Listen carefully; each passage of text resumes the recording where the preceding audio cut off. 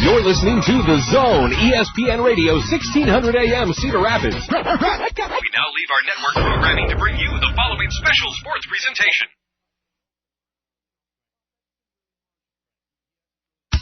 Cedar Rapids Kernels, that's a good time roll.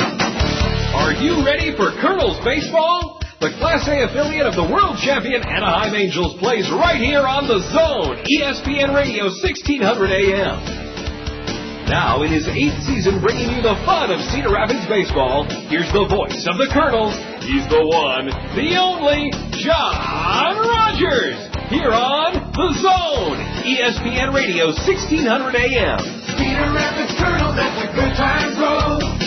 In a sublime, surreal, wacky game that had more twists than a Sherlock Holmes mystery, the Kernels played until just before 1 o'clock this morning, and in 11 innings, edged the Lansing Lugnuts 7-6. It was indeed the most memorable game that we've seen in the first year plus in the new Veterans Memorial Stadium. As I said, there were many, many different weird and wacky, unpredictable facets to it. Two of the fellows that were intricately involved in a situation I'd never seen before are with us on the dugout interview, Kevin Jenkins and Jake Mathis. I'll tease you with that. We'll hear what they had to do in last night's game in a moment. You're listening to Kernel Baseball on The Zone. Yes, Cedar Rapids, thanks for stepping up to the plate and increasing the amount of materials you are recycling every year. But we can always do more. Remember, most paper products, cardboard, metals, plastic, and glass materials can be recycled. So don't throw them in your garbage containers. Put them in your blue curbside recycling box for Collection Day. Cedar Rapids Solid Waste and Recycling reminds you, save landfill space and natural resources. Recycle everything you can. Winning smiles don't just happen. They take commitment and a team effort between you and your dentist. To create a winning smile, see the dental professionals at the Dental Center on Mount Vernon Road in Cedar Rapids. Doctors Hagenman, Stovey, and Steiberg can take care of all your dental needs. For information or an appointment, call the Dental Center at 365-0534. To create a dental health team that will leave you smiling, call the Dental Center. Little did we know in last night's Kernel game when plate umpire Buzz Laird took a foul ball in his hockey goalie-like mask that it would result in him having to leave the game an inning or two later. Then developed a situation I've never seen in baseball before. We're going to talk it over with Jake Mathis and Kevin Jenkins. Jake Mathis, when the plate umpire was hurt, the base umpire had to don on the tools. We had about a 20-minute delay. And lo and behold, you and a Lansing pitcher, Ryan O'Malley, were called together when play resumed. Did you have any idea what was going to happen? No, I actually thought that they would get somebody here from Cedar Rapids, to come and finish the game or just from around the area. And all of a sudden I was in the dugout and Kelsey came to me and said, you need to go umpire. And it was just, it startled me. I didn't know what was going on, And next thing I know, I was umpiring first, punching one of their guys out on a check swing. It wasn't too good, but it just startled me, when he told me to go out there and call. And there wasn't really any time for the acting umpire, Brian Riley, to train you or to do much, Jake. You just had to rely on your love of baseball, your integrity, and your instincts. Yeah, all the guys are kind of laughing at me because I'm the one that usually always gets on the umpires when they make a bad call, and they were all laughing at me when I was out there. But it was a fun night, I'm glad we came out with a win. Kevin, did you even think we would play after that torrential downpour that had winds up to 30 miles an hour? And did you know in the clubhouse, did you think we would resume the game? No, actually, it was getting late, and they said something about we couldn't start the game over after 12 o'clock. And it kept getting later and later, and it rained like it wasn't going to stop. But sooner or later, it stopped, and grounds crew did their job and got us back playing at 11:40.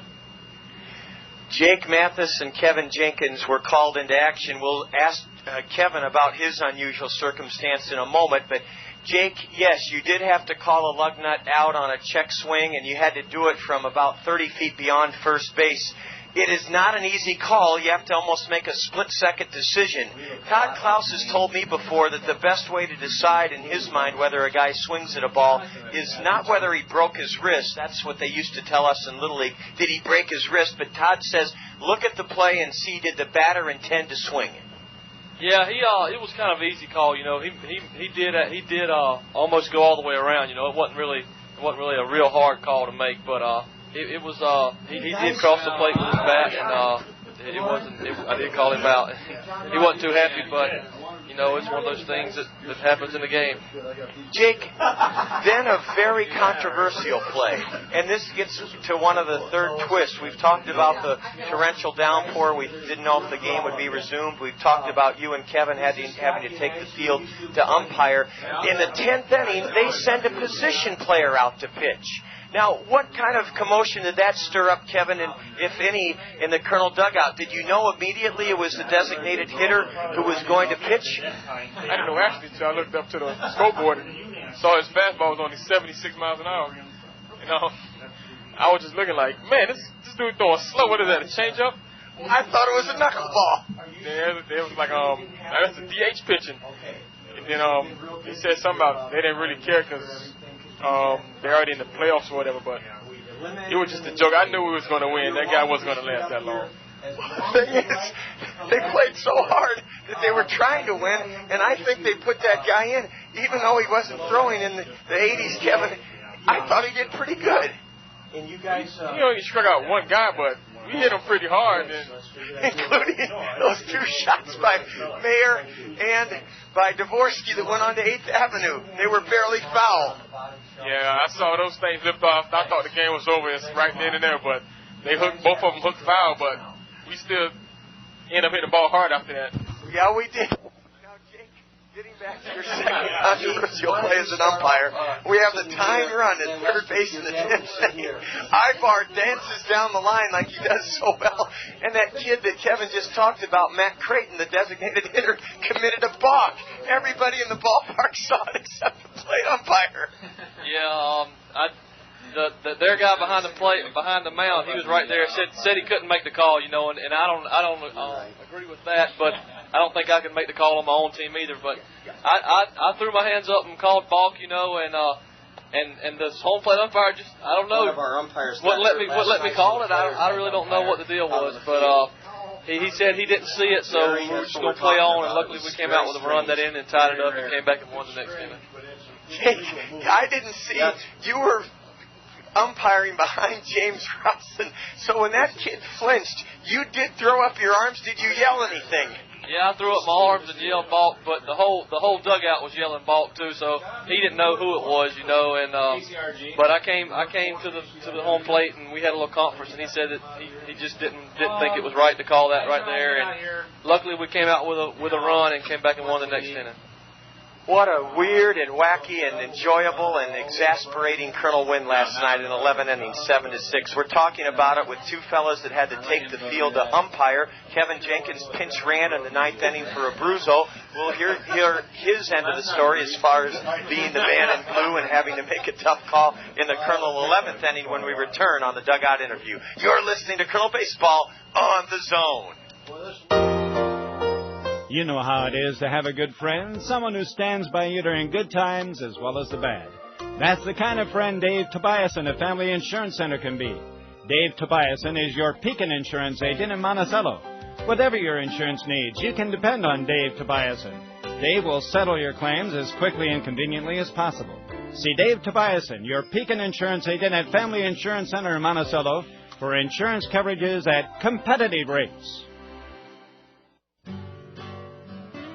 In the land of what-ifs, there exists a phrase called, what if I had more money? With a Wells Fargo personal loan or line of credit, you can stop all that wondering. You'll not only get the money you need, you'll save more by consolidating your high-interest debt into one affordable monthly payment. And with flexible terms and competitive rates, we'll be sure to meet your individual needs. Talk to a Wells Fargo personal banker and apply today.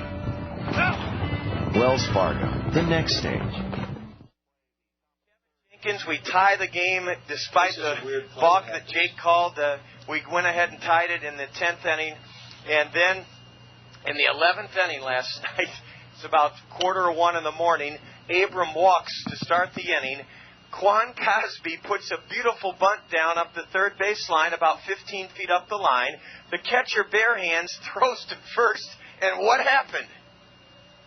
Pretty much, I was watching the game from a player point of view, and I forgot I was umpiring a little bit. Then I heard Quan hit the bag, and the ball just getting to the first baseman. So it was like a boom, and like 2 seconds later, the first baseman catch the ball. So they were like, "What's the call?" He was safe by a mile, so I just waved my hand safe, and they managers start going like, "What a bad call!" So they think I made the bad call, but one of their players missed a call on them. So you're right. So I guess it's like a 50-50 thing.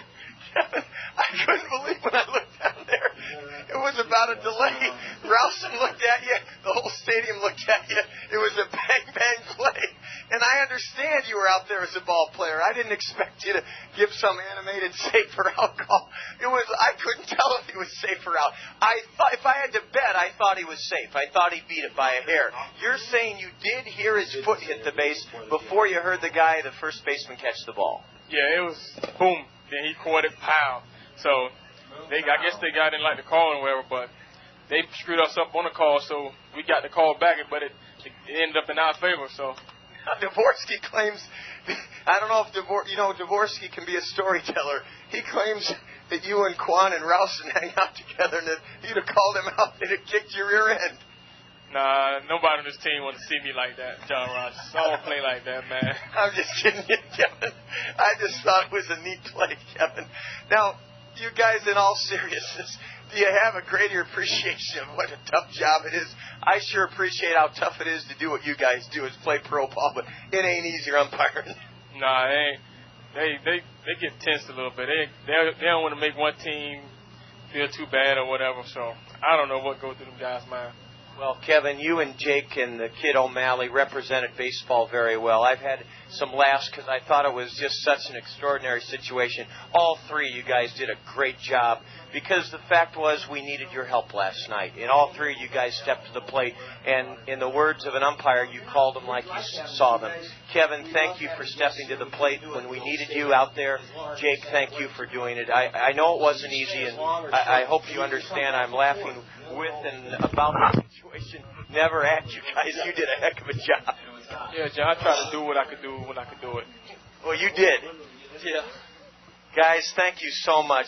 Kevin Jenkins and Jake Mathis, you'll never forget it. I'll never forget it. And each of you will never forget the great pasta at any of our Zio Giano's Italian spaghetti houses. Kevin Jenkins and Jake Mathis, for the pasta that will make you sing, redeem this $5 gift certificate at any of our Zio Giano's. And thanks for recalling a strange evening last night. Thanks, John, but I don't know about the pasta making me scream, though. Sing, brother, sing. Kevin Jenkins and Jake Mathis, thank you. Up next, Scott Unash and I have the starting lineups, Kernels and Lugnuts. You're listening to Colonel Baseball on the Zone. Whether you're a serious athlete or a weekend warrior, injuries can take you out of your game. Smart athletes know that Physiotherapy Associates in Cedar Rapids are the experts in the treatment and prevention of sport-related injuries. Our expert staff serves the metro and surrounding area high school athletes. Physiotherapy Associates of Cedar Rapids, the smart choice in sports medicine.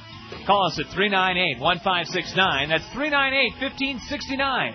We'll get you back in your game today. When we met at Spaghetti, we would never forget Zio Giano's. Now it's where mi amore and I dine in. We carry out the lunch and the dinner all the time for lasagna, ravioli, mandacati, cannelloni, tortellini. Or try their delicious salads and sub sandwiches too. Zio Giano's is the hometown taste of Italy. For your next meal with friends and a family, remember Zio Giano's with 5 convenient locations for the pasta that makes you sing.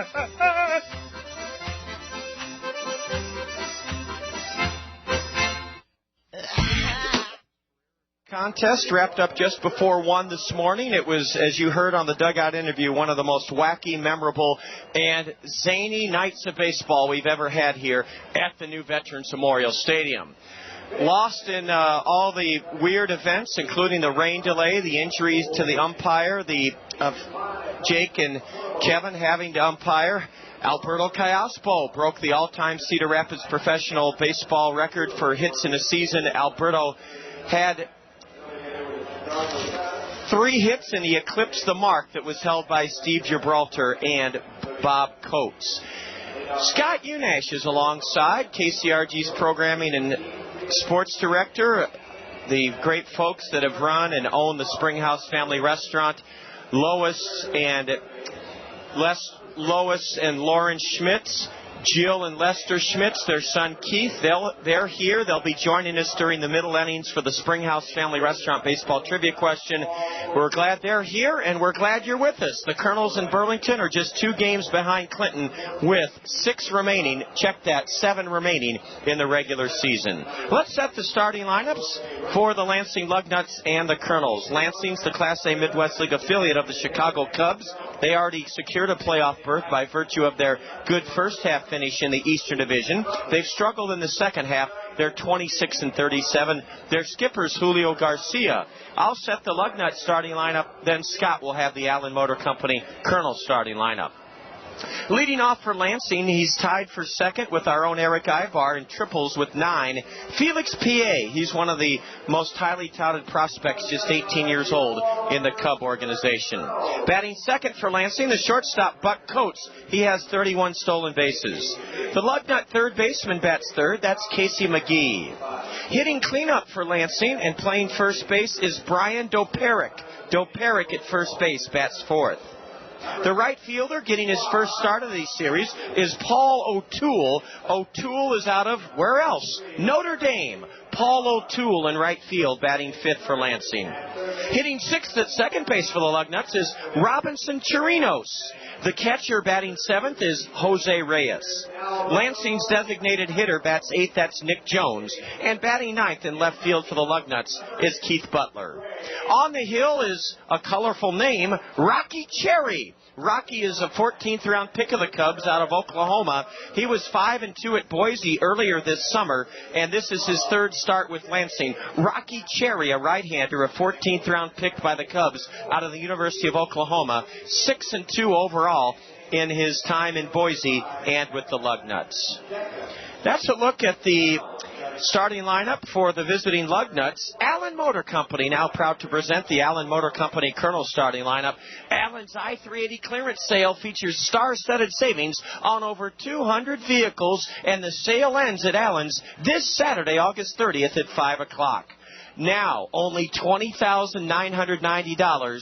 2003 Buick LeSabres during Allen's I-380 clearance sale. Just $20,990 for those 2003 Buick LeSabres at Allen Motor Company. 2003 Buick Regals are priced at an Allen's I-380 clearance sale priced savings of $5,800. Save $5,800 on 2003 Buick Regals during Allen's I-380 clearance sale. Their clearance sale priced at $19,990.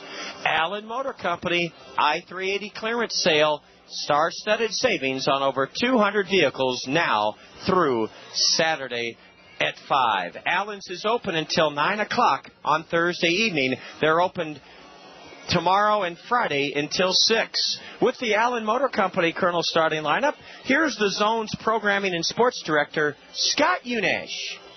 All right, John, thank you very much. Let's take a look at the Kernel lineup here tonight. It'll be Quan Cosby leading things off, and Quan will be in center field. Eric Ibar will be the shortstop again tonight, and Eric will hit second.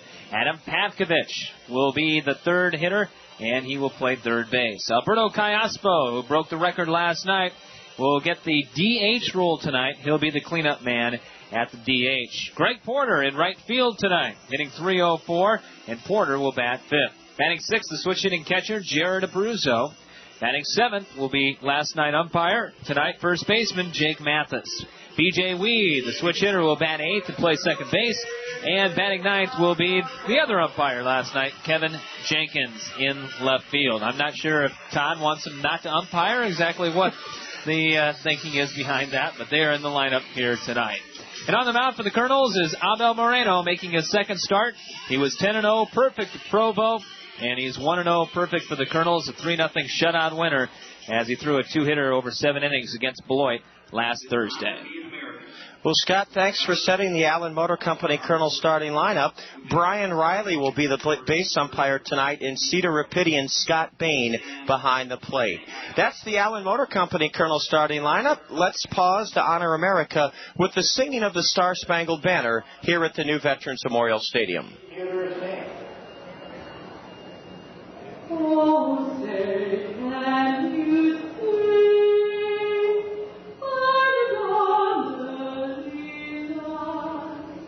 What so proudly we hailed as the twilight's last gleaming, whose broad stripes and bright stars through the perilous skies, o'er the ramparts we watched, were still gallantly streaming.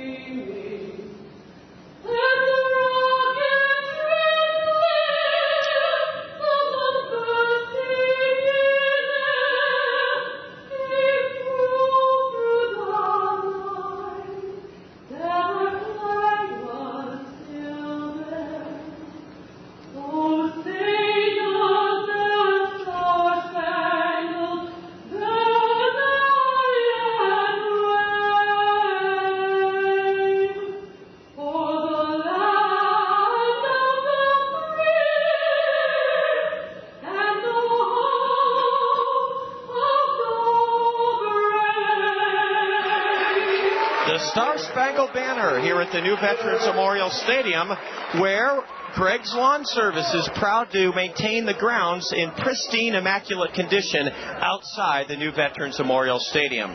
Greg's Lawn Service. Let Greg's Lawn Service handle your lawn and landscaping needs. Greg's Lawn Service, a cut above the rest since 1983. Scott Unash is alongside. I'm John Rogers. Terrific night for baseball. Our guests from the Springhouse Family Restaurant are here. That's Jill and Lester Schmitz, Lauren Schmitz and his wife Lois, and their grandson, Lester and Jill's son, Keith. They're all here from the Springhouse, our most popular on-air promotion, and they'll be a part of it later this evening, the Springhouse Family Restaurant baseball trivia question. We'll have tonight's action in a minute. You're listening to Colonel Baseball on the Zone.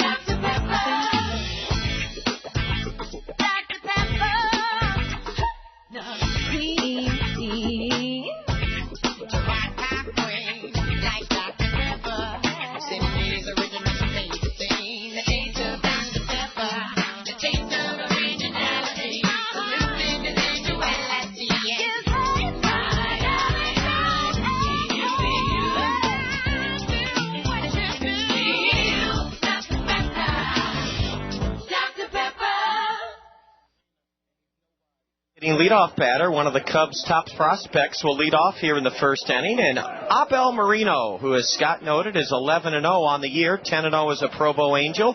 He won his Colonel debut Thursday night here at home against Beloit, a 3-0 winner. His first pitch is outside, ball one, a fastball. Now ball two, another fastball. The Felix P.A., it's spelled P-I-E. He's hitting .284, 2 home runs, 43 runs driven in, and 9 triples, tied with our own Eric Ibar for second in the league in triples. PA was 2 for 5 last night in the 11-inning Colonel win with a run driven in. Even with the bag at third, on the grass is Adam Pavkovich. Ball 3 is outside from Marino. Scott, does it surprise you that Abel is wearing a long-sleeve red shirt underneath his white home Colonel jersey on such a warm evening? Oh, not at all. In fact, pitching coaches want you to wear that long shirt underneath. Strike one called to Felix P.A. Boy, the shadows being cast by the grandstand roof all the way out towards the base of the mound as we're in late August and it's getting darker earlier. The lights will be on at any moment now. P.A. socks one foul down the left field line out of play. a crowd of over 2,000 here last night. We expect another big crowd here this evening.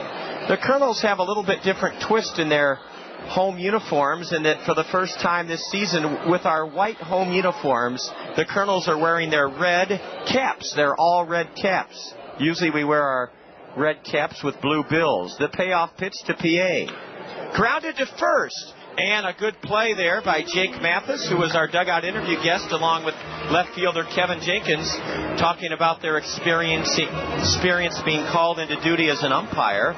Felix PA was ahead 3-0. Marino came back and got him on a full count pitch to bounce out to first. Mathis made the play near the bag, and Jake retired PA unassisted. One gone here in the Lansing first inning. The batter, a left-handed hitting shortstop, Buck Coates. Pavkovich plays him a good 15 feet off the third base line. A changeup by Abel Marino. Swing and a miss by Buck Coates, strike one. Well, watching Abel, I'm kind of curious to see exactly what's made him 11-0. Yeah, exactly. Watching him in the pregames, though, he was struggling immensely. Really, Scott? Coming up, Eric Bennett was really working with him, and Abel looked like he was very frustrated. A ground ball up the middle. Ibar has it go off to the heel of his mitt to Weed. BJ puts it in his pocket in shallow center. It's a base hit for Buck Coates. That ball was hit hard to Ibar's left. Eric did well to get a glove on it. It skipped off the heel of his mitt. And Buck Coates has the first hit of the night for the visiting Lansing Lugnuts. You got to watch out for Buck Coates. He was in this league last year. So yes. He got experience. Yes, he was, Scott. He was a regular for Lansing last year.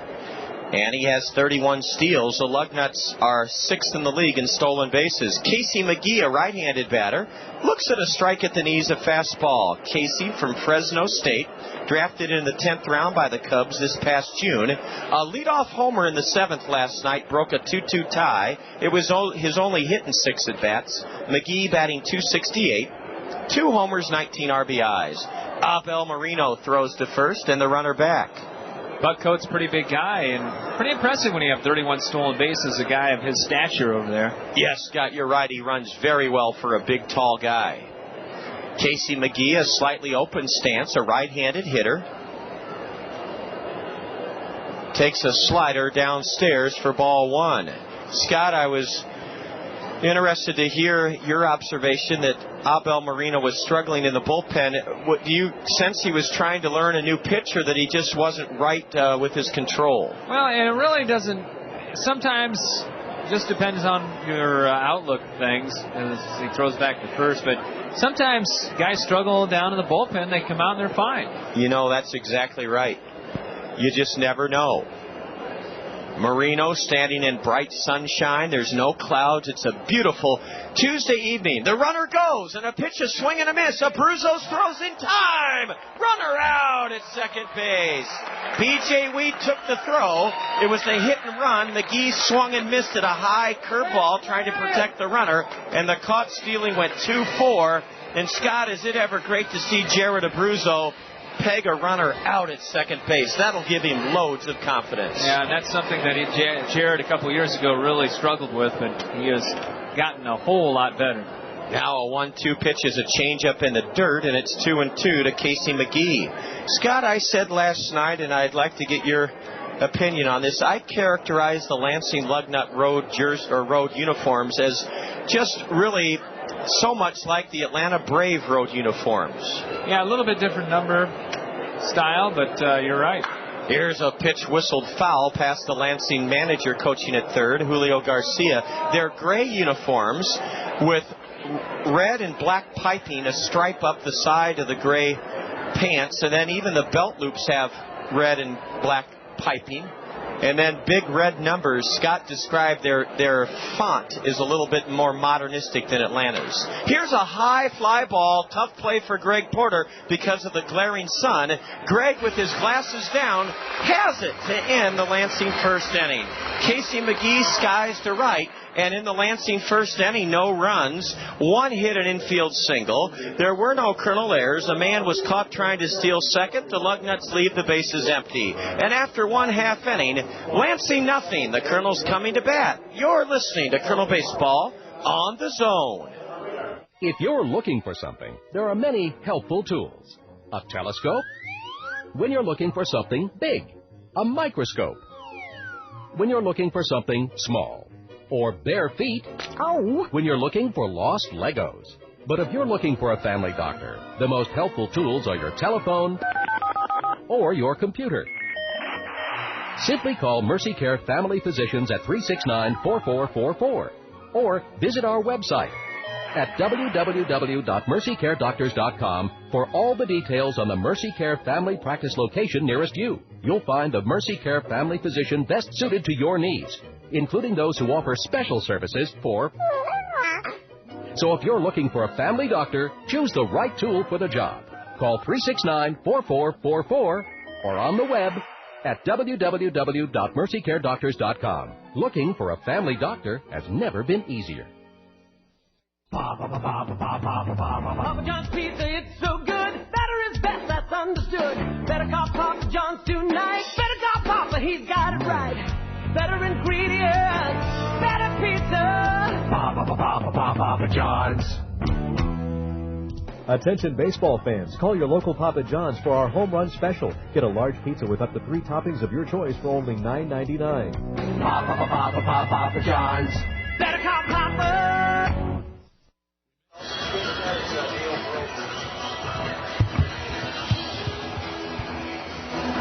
Scott Unash, KCRG program and sports director. And Scott, this coming weekend, the Kernels will be at Alliant Energy Field in Lansing, or in Clinton. We're playing Lansing now. Andy Pantini will be doing the broadcast. I'll be at my sister's wedding in Denver. And when does your gridiron schedule kick off with your high school coverage? It will kick off a week from this coming Thursday night, September the 4th. Okay. Looking forward to that. There'll be Prairie and Washington that night across the street. At Kingston. We hope it's not quite as warm as this. I don't think it will be. Quan Cosby was 1 for 6 in the Kernel 11-inning victory last night. He's the leadoff batter. He's facing a tall right-hander, Rocky Cherry. Last night's Lansing starter was 6'9" Andy Cisco. Rocky Cherry is 6 feet 8 inches tall. He is a mammoth young pitcher.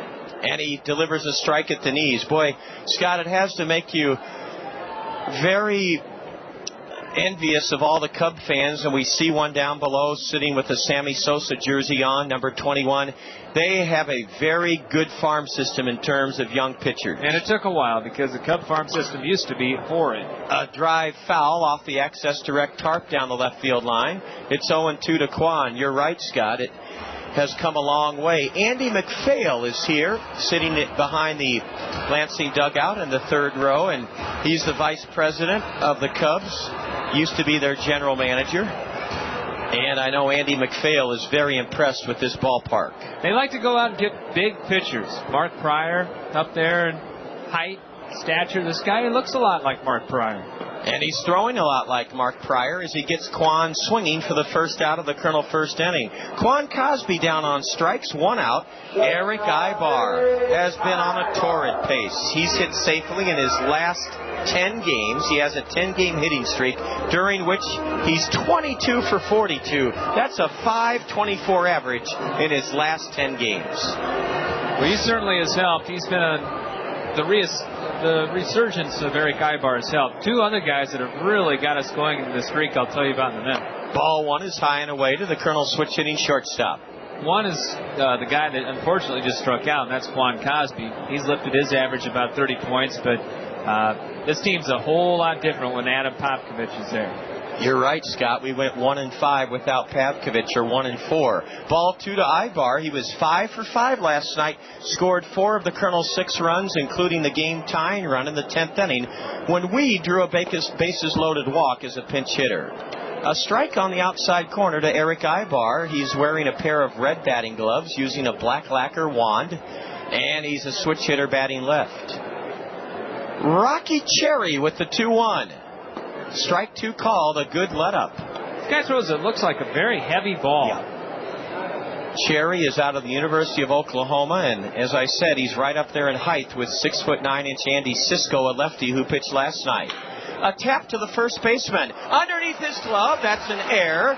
Brian Doperick let that ball play him, Scott. He was actually literally back on his heels, and whoops, it went right under his mitt for an error. Yeah, you hit it exactly right on the head. Doperick let that ball play him.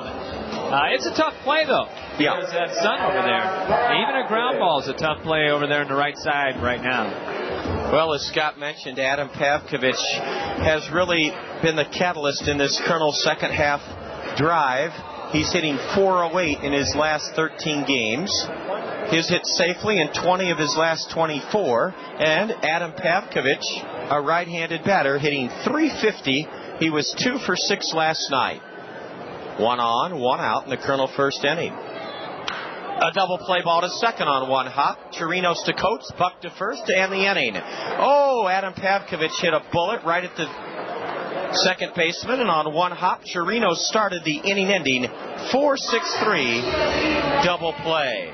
In the Kernel first inning, no runs, no hits, 1 Lansing error. Nobody left as Pavkovich hits into an inning ending double play. We go to the second inning.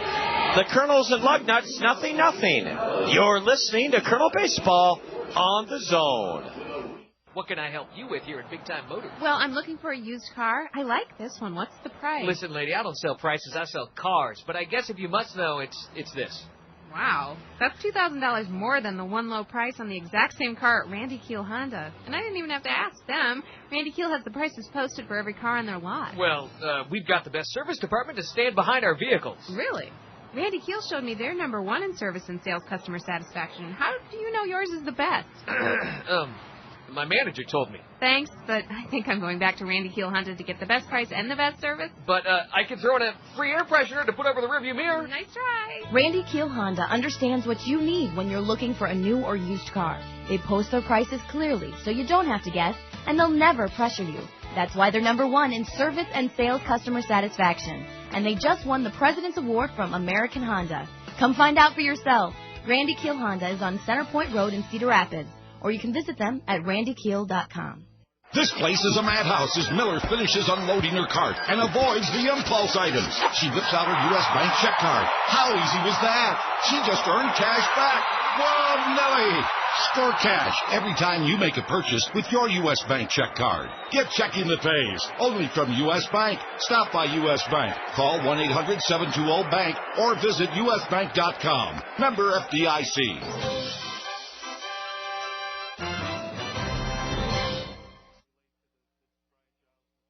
One inning. Brian Doperick will lead off for the Lugnuts. He was a high pick of the Chicago Cubs 2 seasons ago.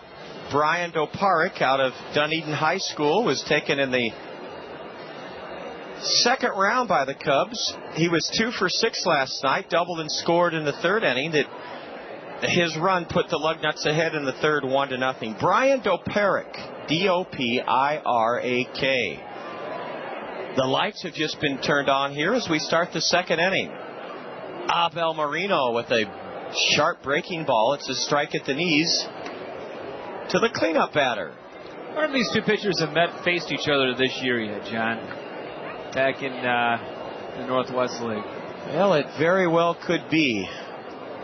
A ground ball to short, sharply hit, gobbled up by Ibar. Eric from near second base on to first to get Doperick. Although, Scott, let me think, is Provo in the Pioneer League or the Northwest League? Oh, you're right, yeah. You're right. Boise's in the Northwest League. Now, for years, Tom Kochman had the key to the city of Boise. They fought like heck to keep the Angels there, but there was a disagreement with Bill Stoneman coming in, and I don't blame Bill. The Boise people wanted a contract written that as long as Tom Kochman was alive, he would manage in Boise, and they just couldn't do that. Yeah, it was pretty somewhat unreasonable request. Scott, I'm going to have you describe the at-bat of Paul O'Toole, this left-handed hitter from Notre Dame. All right. He's only played a couple of games, and he fouls one straight back as it's 1-1. Hitting .250 with 1 RBI. John's placing orders for everybody, in case you're wondering. He's the right fielder. Number 5 hitter in the Lansing order. 1 out, bases empty here. The top half of inning number 2. No score between the Lugnuts and the Kernels. A lot of Cub hats. Yes, there are, Scott.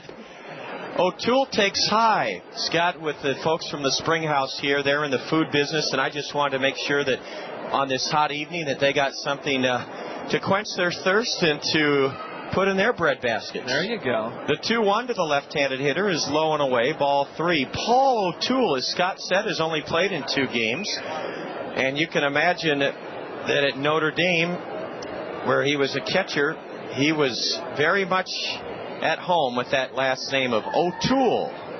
Swing and a tip foul into the mitt of Jared Abruzzo. O'Toole took the air out of the new stadium with that swing. Isn't your birthright to go to Notre Dame if you're named O'Toole? I think it ranks above your SAT score. Yeah. He's a legacy. Paul is batting on a full count pitch. And he fouls one off to the left into the diamond sweeps. And it's still a full count to Paul O'Toole. Well, we were in South Bend less than a month ago, just before Ty Willingham's gridiron players returned for preseason workouts. A high fly ball off the end of the bat. This will be trouble. Weed is going out. It fell. It fell for a Texas League single. BJ did everything he could way out in right center. Quan, Cosby, and Porter were closing fast, but it fell between the triangle created by Weed, Cosby, and Porter. Boy, that you talk about playing deep, Scott. I thought Quan would get there. Yeah, and Quan was playing deep. Plus, I don't think he got a real good jump on it. Looking into the sun like he did. And right off the end of the bat, that's a hard ball to judge for the center fielder. Well, credit Abel Marino. He went full and then a foul, and he made O'Toole put it in play. And Paul, runner goes. The throw to second. Out at second.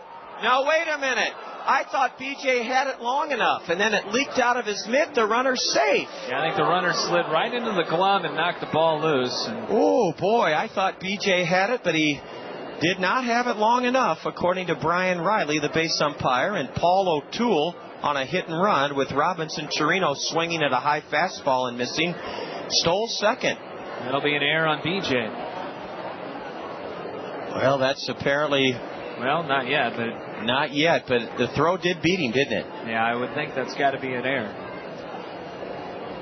Now Marino spins and looks the runner at second. Paul O'Toole back to the bag. Abel Marino, Abelmoreno, 10-0 at Provo with a 2.38 ERA, making his second start as a Colonel.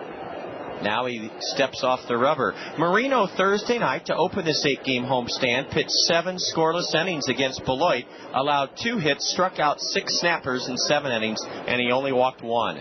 Now he needs to get his signals straight with Jared Abruzzo, so the Colonel catcher trots out to the mound. Surprised that Eric Ibar's not coming in as well for a little bit of interpreter work, but first thing Moreno probably learned when he got to the States was fastball, curveball, and slider, and changeup. I think those were the 4 highest, probably right up there with pancakes and steak. And hot dogs. That's right. A bunt, and it's a very good bunt. Marino will throw the batter out at first base. Chirino, Scott, was not sacrificing. He was bunting for a base hit. He'll be credited with the sacrifice. Yeah, he'll get the runner over to third base with 2 outs. It went 1-3, and Abel made a good play as he had to pop off the mound and race towards the first baseline. He picked it up and threw Robinson Chirinos out. It went 1-3, and as Scott said, there's a runner at third with 2 out for Jose Reyes. Reyes is listed as a switch hitter, but we've been told he's strictly a left-handed batter, and he's batting against a right-hander. Oh, he took a vicious hack and fouled it straight back into the screen. Strike 1. Well, Lansing's being very aggressive, not only up at bat, but also in the base paths. A lot of hitting and running. Probably should have been thrown out twice, really, but runner on at third right now, and they're swinging a lot of first pitches.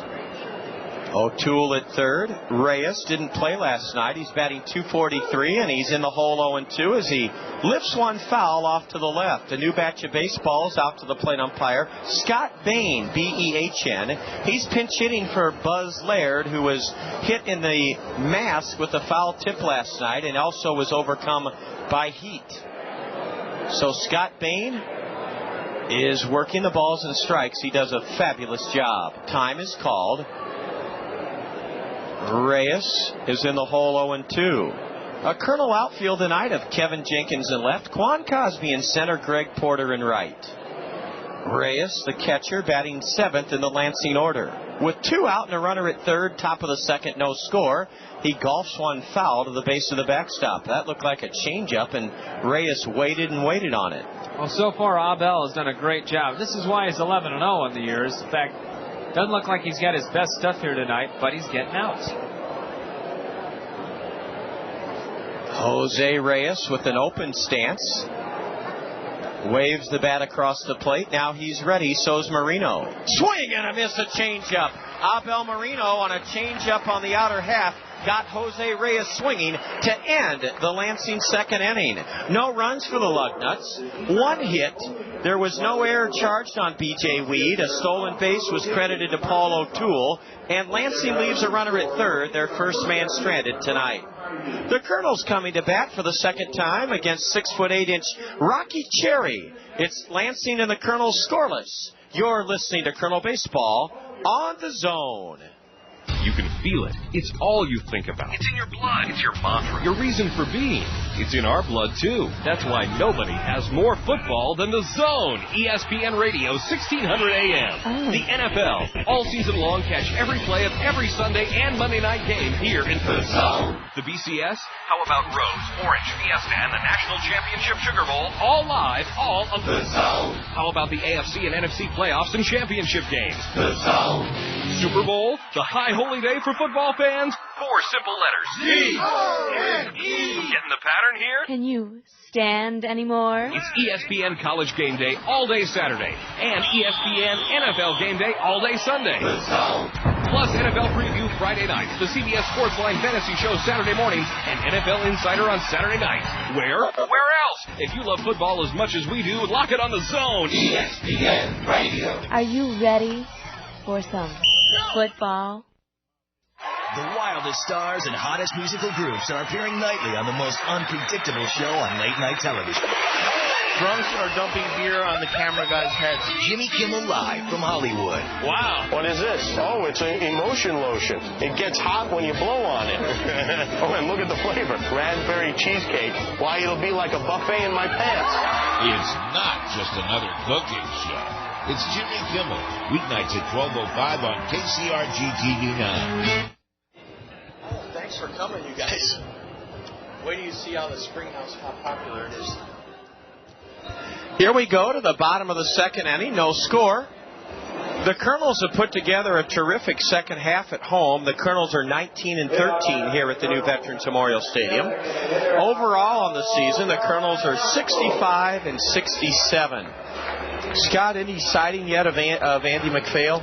No, I haven't found him yet. I know what he's ducking Jeff Johnson is what he's doing.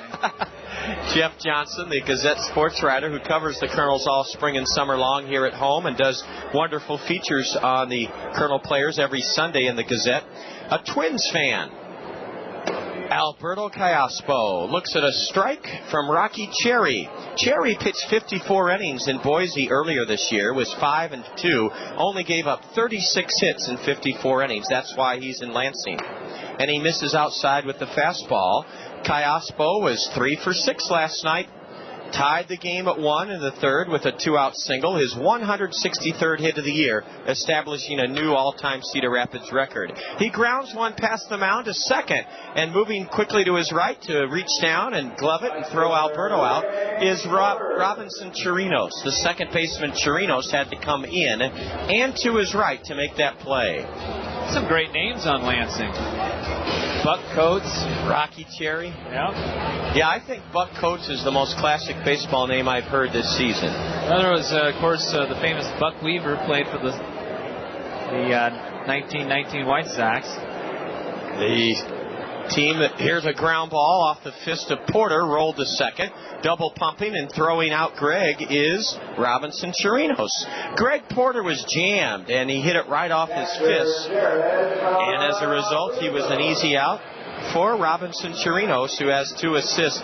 Scott, that movie that was made about the scandal, the Black Sox, 8 men out. Very good move. Yes, I can't remember the name of the chief ringleader of that the name of the actor, but he did a great job. Black hair. It was all John Cusack. Yes. Buck Weaver. Okay. Buck Weaver was not a member of the guys that allegedly fixed the series. Scott, I'm glad that was who it was, John Cusack. Jared Abruzzo's ahead 2-0. Let's set Lansing for you defensively as the Kernels bat with nobody on, 2 out in the second, no score. The catcher is Jose Reyes. Around the infield, Casey McGee at third, Buck Coates at short, the second baseman Robinson Chirinos, and Brian Doperic at first. Left to right in the pasture, Keith Butler, Felix P.A., Paul O'Toole. Ball 3 is low and into Jared. He may be swinging on 3-0. Nope, ball 4 outside.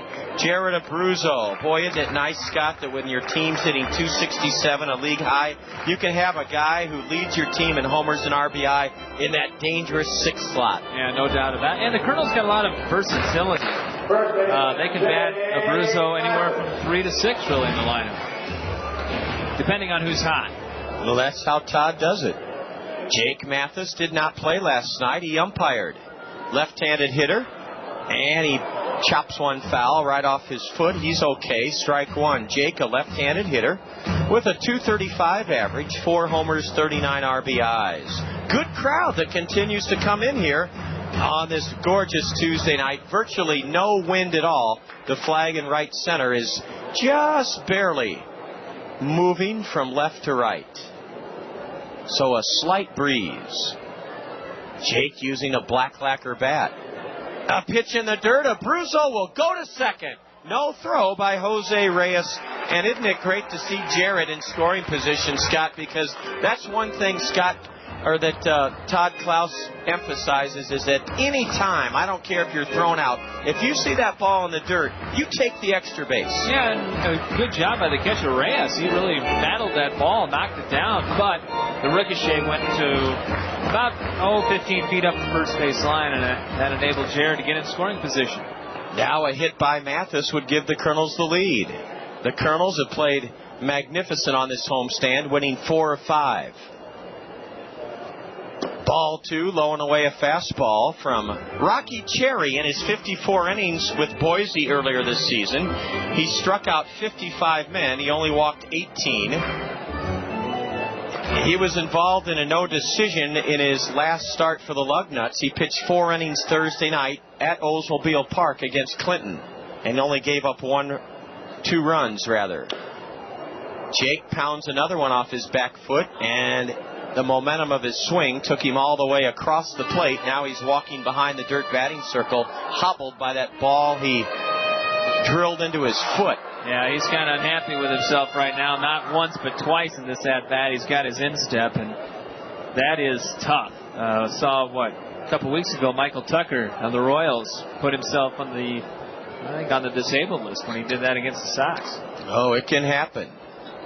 2-2 to Mathis. Runner in scoring position, Jared Abruzzo. Bottom of the second inning, 0-0.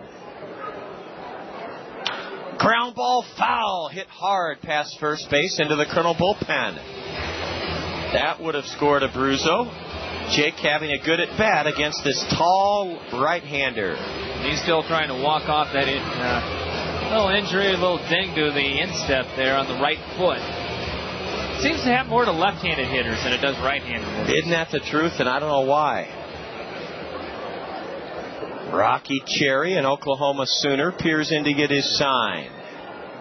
Abruzzo leading away at second. Another 2-2 to Jake.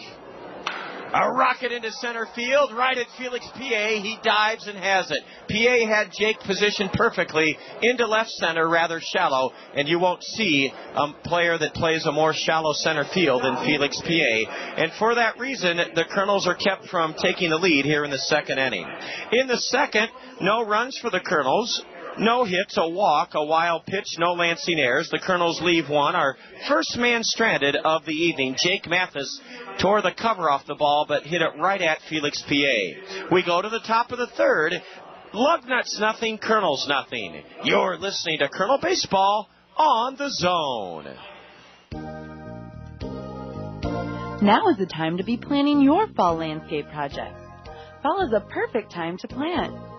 Peck's Landscaping has been creating beautiful Iowa landscapes since 1956. If your home is new and needs a complete landscape, or if you are changing the looks on your existing landscape, Peck's can do it all. Whether it's a large or small project, Peck's professionals are here to help get the job done.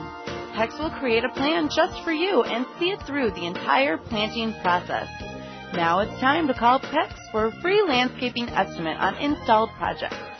Peck's Landscaping will have your home looking great in time for a beautiful fall. Call Peck's today at 393-5948 to schedule your free landscape estimate on installed projects. Peck's Landscaping, landscaping Cedar Rapids and the surrounding areas since 1956. Peck's, on the corner of Blair's Ferry and Edgewood Roads Northeast. The Crown Plaza Five Seasons is Cedar Rapids' exclusive downtown hotel. Make plans to experience a spectacular view from the top of the Five. Start your day off with us for breakfast or make a lasting impression on your business associates by treating them to our signature pasta bar for lunch. For any occasion, enjoy an elegant dinner or Eddie Picard Jazz Trio in the city's only rooftop restaurant. Call 363-8161 for reservations.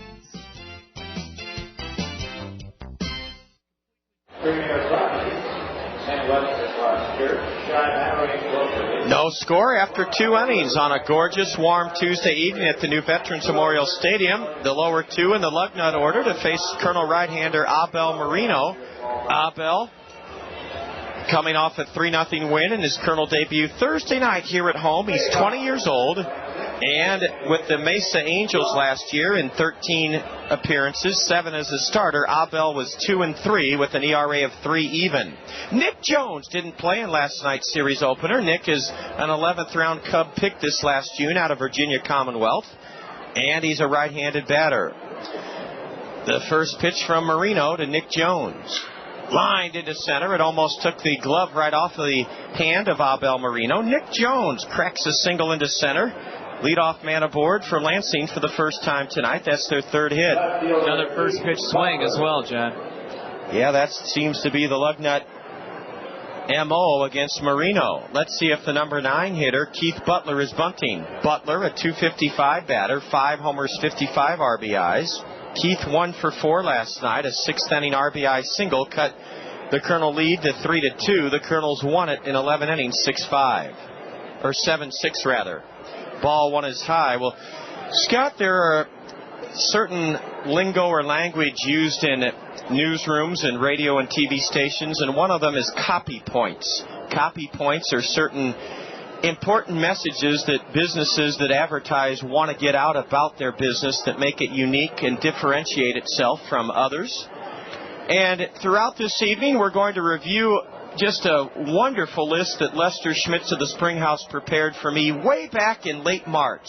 Lester is in his second year along with his wife Jill and his dad Lauren and his wife Lois, bringing us the most popular portion of all of our home broadcasts, the Springhouse Family Restaurant Baseball Trivia Question. And I thought tonight would be a good time to review a lot of good things about the Springhouse, not just during the top of the 6th inning. A foul to the screen, and now Butler falls behind 1-2 as he pops one foul off to the right. Something Lester was very excited about earlier this spring is new at the Springhouse. We've talked about it throughout the season.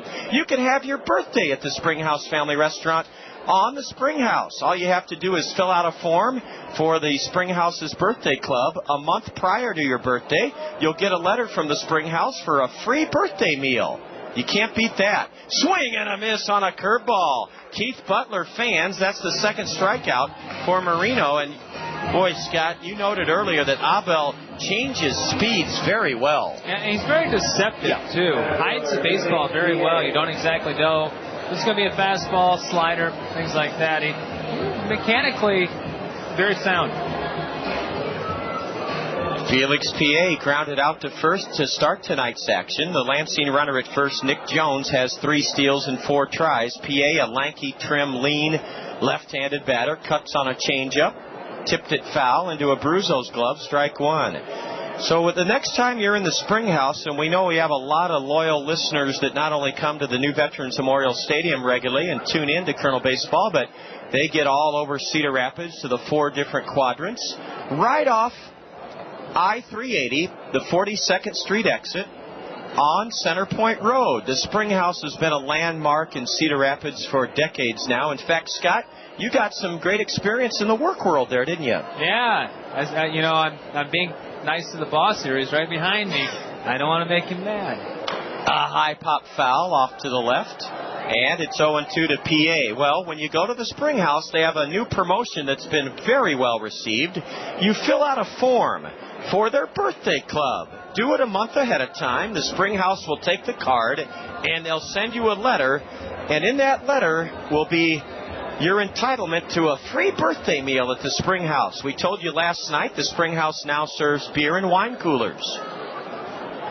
The 0-2 to Felix, PA. Outside, Abel Marino wasted that one.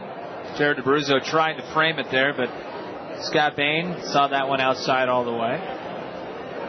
The middle of the infield is squeezing PA up the middle. They're giving Felix the holes through the left and right side. Ibar and Weed playing very close to second base.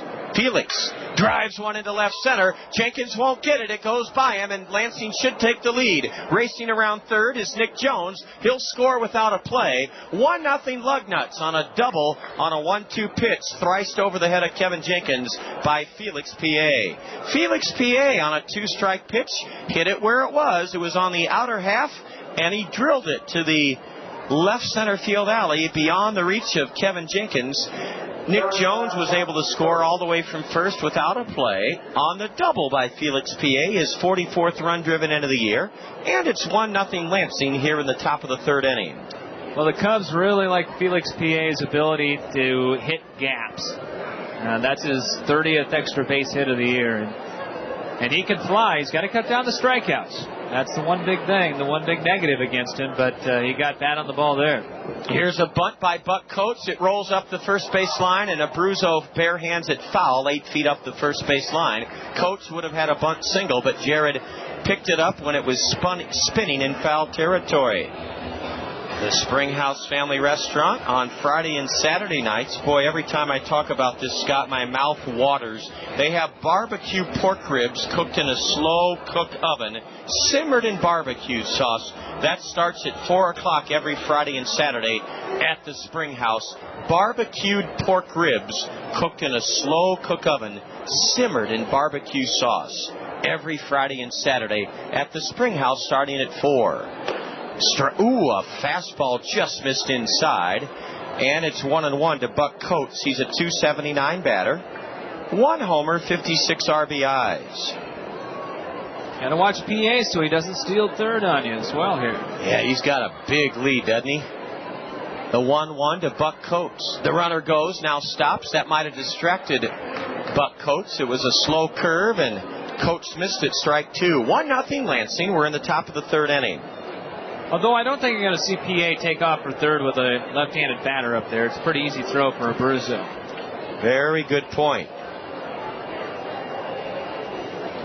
Coates is from Valdosta, Georgia. They used to have a powerhouse prep football program. A change-up in the dirt blocked by Jared Abruzzo to prevent PA from going to third. Buck did play with the Lugnuts last year. As Scott mentioned, he hit .257 in 133 games, 4 homers, 47 runs driven in. Has Hesop Choi been the same since that awful concussion? No, but he hasn't got a lot of playing time. In fact, Cubs sent him back down to Des Moines so that he could play every day. I didn't know that, Scott. Yeah, when they got Randall Simon.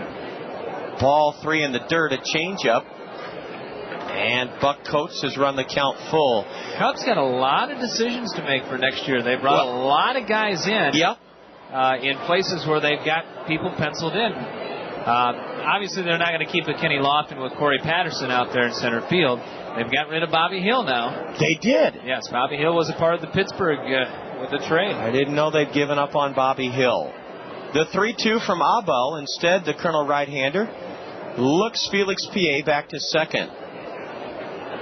Coates is a 6-foot, 4-inch, 210-pounder, a left-handed batter who wears his black Lugnut socks up high. Now a gnat gets into his eye, so he steps out. Cedar Rapids Professional Baseball Hall of Fame sportscaster Bob Brooks down below. Swing and a miss on a changeup in the dirt.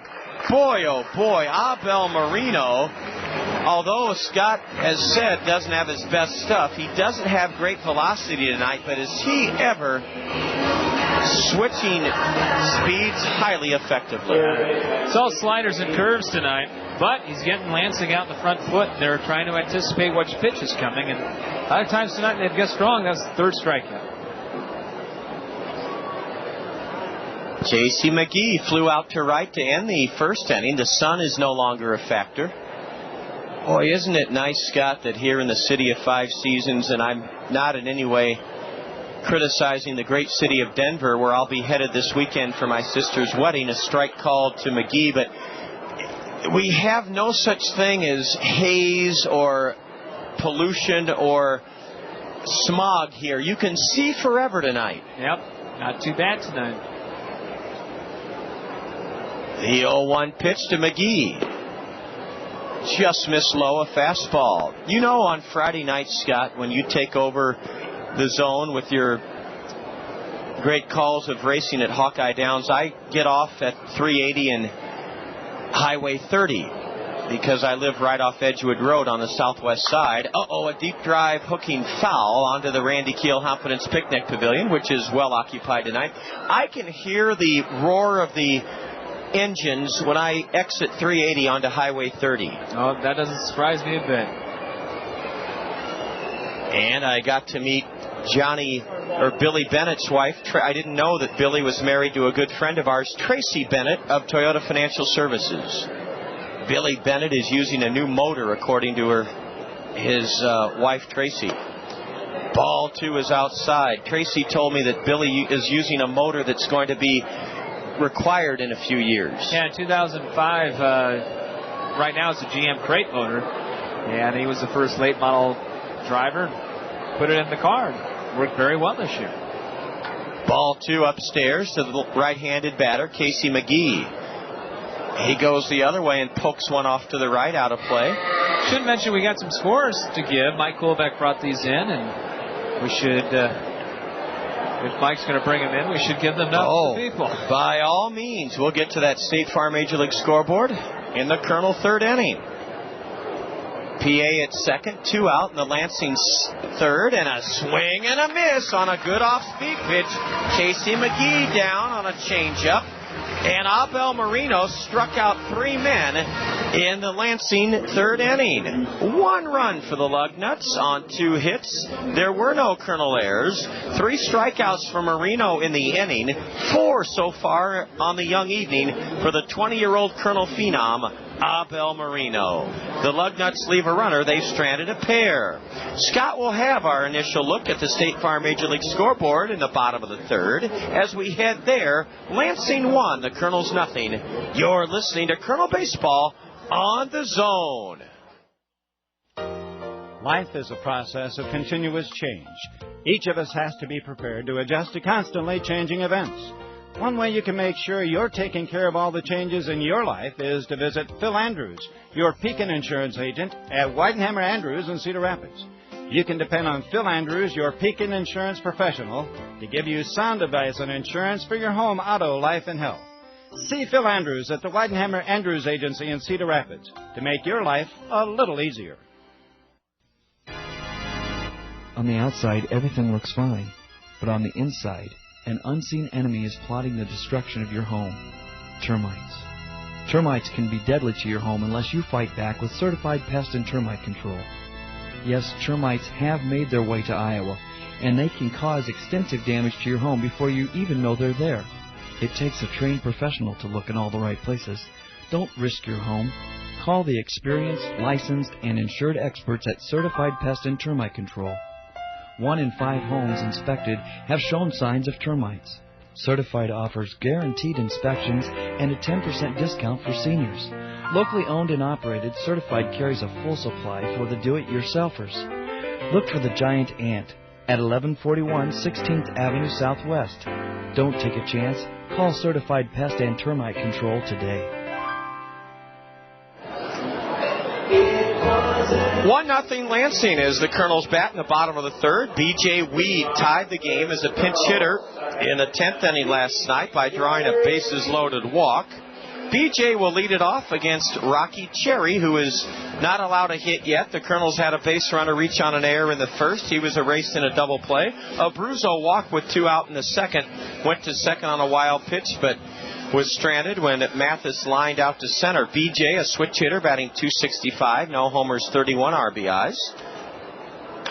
He loops one off the end of the bat down the left field line in foul ground, and 3 Lugnuts chase, but it's onto the bullpen mound of the Lansing bullpen. State Farm Insurance agents Al Shetler, Lanny Peterson, Gary Shubat, and Dale Thompson bring us our first look at the action in the big leagues on the State Farm Major League scoreboard. Yeah, and we'll have some more scores coming up later on, including, I know, John, you are interested, Cub-Cardinal game tonight at Busch Stadium. National League, Philadelphia in the 4th inning, leading Montreal 2-0.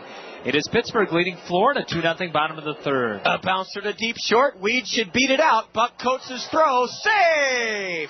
Coates made a fine play to make it close, but I looked where Buck Coates had to go to field that ball, Scott. Then I glanced up the first baseline, and I just thought BJ's going to beat the throw.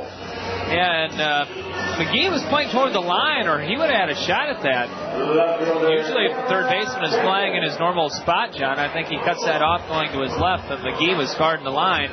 Just couldn't get over there. Buck Coates has 49 errors this year. Well, and part of that I have to excuse because the infield at Oldsmobile Park is not good. No, it's treacherous. We'll get back to those scores after the first pitch to Kevin Jenkins. He appeared as a pinch runner in last night's game in the 9th inning. Left-handed hitter. He may be bunting. Time is called. Milwaukee leading Cincinnati 2-1, bottom of the 3rd inning at Great American Ballpark. And the Mets shutting out Atlanta. That one just underway, 3-0 in favor of the Mets. American League, White Sox with an early lead on the Yankees, 2-0 in New York in the bottom of the 3rd inning. Kevin hits one up the middle. That's a hit. Past a diving Chirinos at second. Weed slips going to third. He'll be out at third. Jenkins the tying run to second. BJ made a very good running play as he knew he could make it to third, but he fell down between second and third. Didn't actually go all the way down, but he spun his wheels enough that he was thrown out by Felix P.A. It went 8-5, and Jenkins very, very good base running. Kevin went to second, so it's not a total wash for the Kernels. Scott, you cannot blame B.J. Weed. He flat out fell. Yeah, he just was going so fast, though. The wheels just slipped a little bit. And a good throw by Felix P.A. in center field. One hopper to the third baseman, McGee. It was close. Scott Bain made the right call as B.J. went in head first and was out. Now Quan could tie the game with Jenkins at second, 1 out. Ball 1 low to Cosby. A couple other scores to give you in the American League. Toronto leading Boston. Red Sox are reeling lately, 3-1, bottom of the 3rd. And Cleveland leading Detroit, 3-2 in the 4th. Quan Cosby struck out in the first inning. A switch hitter batting left. Jenkins with a big lead at second. Now Buck Coates scoots in behind Kevin to try to keep him anchored there closer. Boy, the kids down below are trying to go towards Kirby, the Cedar Rapids Solid Waste and Recycling mascot, but they're kind of scared of him like little kids are scared of Santa Claus sometimes. Kirby, turn around there. Those little kids want to see you and give you a high five. The 1-0 to the left-handed batter, Kevin Jenkins. Jenkins is at second. The 1-0 to Quan, and it's bounced foul to the right side. Kirby'd rather have a cold towel. There's a couple of little kids that are 4 rows in back of Kirby, and they're just too scared to go up and tap him on the shoulder.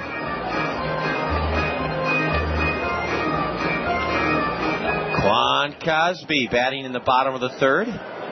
1-0 Lugnuts. We've beaten Lansing 3 out of 5 times this season. A ground ball hit sharply to second. Robinson Chirinos will throw Quan out as the tying run Jenkins advances to third. So B.J. Weed's slip has cost the Kernels a run, but again, we don't blame B.J. He was racing from first to third, fell as he rounded second, almost made it to third on the base hit by Jenkins, but was thrown out by PA. Now the Kernels need a 2-out hit from Eric Ibar. Eric bounced one underneath the first baseman's mitt, Brian Doperick, for an error in the first inning. Jenkins dances down the line at third, and a pitch just inside, ball one, to Eric Ibar. Cherry really thrown inside Eric Ibar, and you can see the Lansing infield really shifted around toward that right side. They keep jamming him. Eric trying to tie this game here in the third inning. Ground ball up the middle and a dandy play by the pitcher to rob Ibar of a hit. He got it right between his feet and prevented a base hit. Eric Ibar hit it sharply right back to the box where the pitcher helped himself and threw out Eric to save a run. No runs in the Kernel third despite a pair of singles by the numbers 8 and 9 hitters. There were no Lansing errors. The Kernels leave one. We've stranded two. Sunday night, home-cooked meals at the Spring House for just $7.25. Choose from turkey, roast beef, pork. All meals on Sunday served with vegetable, your choice of mashed or sweet potatoes, a special salad, fresh baked bread, and dessert. Just $7.25 for Sunday home-cooked meals at the Spring House. Scott Unash will be along to take you through the middle three. After three, Lansing 1, the Kernels nothing. You're listening to Kernel Baseball on the Zone. Hey, man, what's up? Just getting ready to kick your butt. Right. And mess up your hair? You just wish you could look this good. No, nothing but that. Hey, I'm a busy guy. I don't have time to make my hair look as good as yours. I mean, who has time to schedule an appointment, let alone show up for it? Not me. I just go to Cost Cutters. I can get in whenever it's convenient for me. Nice shot. Yeah. So you're telling me you just walk into Cost Cutters and come out looking good? Well, for some of us, that comes naturally. But Cost Cutters makes it easier. They can do anything you want. A cool cut, even some color, and get some of that styling gel stuff to keep you looking good. Like me. Oh, so that's why your hair never moves. Oh, you're funny. Cost Cutters. Thanks, man. This will save me some time. Great. Then you'll have time to work on your game. Oh, yeah, that's funny. Are you a busy guy? Save yourself time and walk into one of our area's 12 Cost Cutters whenever it's convenient for you. Then relax, because Cost Cutters will make things easy and affordable for you. Cost Cutters. Live your life. We always have time for your hair. There's a slight change in the air. A whisper of a cool breeze. Shades of violet slowly glide through the twilight sky. It's nature's final touches to the day. A perfect time for Bella Sera Chardonnay, a new Italian-style Chardonnay that's easy, just like evenings were meant to be. It's going to be a beautiful evening, or as they say in Italian, it's going to be a Bella Sera. Imported by Bella Sera USA, Hayward, California. Picked on the first pitch and lined it the other way in the left field for a base hit. Lansing has the leadoff man aboard against Abel Moreno. Here in the top half of the fourth inning, 1-0 Lugnuts in this very vitally important game here as we come down the stretch in the second half of the Midwest League season. Paul O'Toole, the Fighting Irish player out of Notre Dame, singled to center, stole a base and was stranded at third. That came back in the second inning. Jake Mathis holding the runner on. Here's a bunt attempt and it's fouled. Back toward the on-deck circle. 1 run, 5 hits, 1 error for Lansing. No runs, 2 hits, no errors for the Kernels. Kernels came up with their first 2 hits of the ball game in the last half of the third inning. Well, you can look back at the third, John, in this pitcher's duel and say a couple of breaks that just didn't go our way early on. You have to hope that 1-1 is hit foul beyond third. You have to hope that you minimize mistakes the rest of the way. And as we said, boy, B.J. Weed made the right decision going from first to third. He just happened to churn his feet into the ground a little too quickly. Pedaling from first to third, he fell down and he was thrown out. 1 ball, 2 strikes to the left-handed hitting O'Toole. Robinson Chirinos is on deck. Abel from the high set delivers, and Here's a swing and a foul to our left and out of play. Hang in there with a 1-2 count is O'Toole. Kernels 2 games behind Clinton. Clinton is playing at Beloit tonight. And we got to mention Burlington. Every time you want to put the Bees in the back burner, they come back. 1-2, a swing and a high fly ball to center field. Quan over to his right, puts it away one-handed for the first out here in the 4th inning. Fresh batch of scores delivered by Mike Kuhlbeck, and I like what I see. Well, what's the news from Beloit? Well, I like what I see in New York. Wow, the White Sox are crushing the Yankees 9-0, Scott. That was Roger Clemens. You could fill this stadium with people that would be happy to hear that score, couldn't you? Jack Rader wouldn't be one of them. Or John Lewis at Kirkwood. Or Gary Criddle at Cedar Rapids Bank and Trust. Gary told me at Rotary Club this past Monday that he's a Yankee fan. Chirinos from the right side, 0 for 1. Looks at a curve in the dirt, 1-0. Grounded back to the pitcher. His first time up. Toperic on at first. Jake Mathis looking in at Jared Abruzzo, and they're both looking into the Kernel dugout, getting a signal from the manager, Todd Klaus, on exactly what to do here in this situation. Outfield straight away. Here's the pitch, swung on and tipped foul at the feet of Abruzzo. South Bend's leading Dayton 5-1 in the top of the 7th, in case you're wondering, John. Well, the Silverhawks and the Snappers are the best teams in the second half of this Midwest season. Arkansas and Midland no score. That one down in Texas, top of the 3rd. The 1-1 with 1 out is high for ball 2. I can't imagine how hot it is in Midland. Whew. You know, that's George Bush's old stomping ground. Now, wait a minute. Jack has changed that Yankee score, hasn't he? Well, he'd like to, but if he didn't, he's gonna rain on your parade here. Oh, no. Don't tell me. Swinging a foul the right Cubs side. and Cards? Where's that game? 4th inning, 5-0 Cubs. No. Oh, Jack, revenge is sweet, isn't it? Colonel General Manager Jack Rader says, well, if John's going to kid me about my Yankees being down at 9-0 in Yankee Stadium, I'm going to tell him that the Cardinal arch rival, the Cubs, are beating the Cards 4-0. 1 out, the 2-2. High fly ball to short left center. Coming on Kevin Jenkins. And he'll make the catch. About 60 feet out beyond the skin part of the infield in left center. 2 outs with the runner on at first base here in the top of the 4th inning for Lansing. Scott, another new aspect of the ever expanding and improving menu at the Spring House. They serve pizza every night. Saturday you can get pizza all day at the Spring House. A lot of folks, rightly so, think of the Spring House for those great home-cooked meals and the standard wonderful home-cooked meals that you get at the Spring House, which distinguishes the Spring House. Here's a high fly ball to left center. Jenkins retreating on it. Has room and puts it away. Had to go back a few steps for it, but put it away for out number 3. So a leadoff single is stranded on at first by Lansing.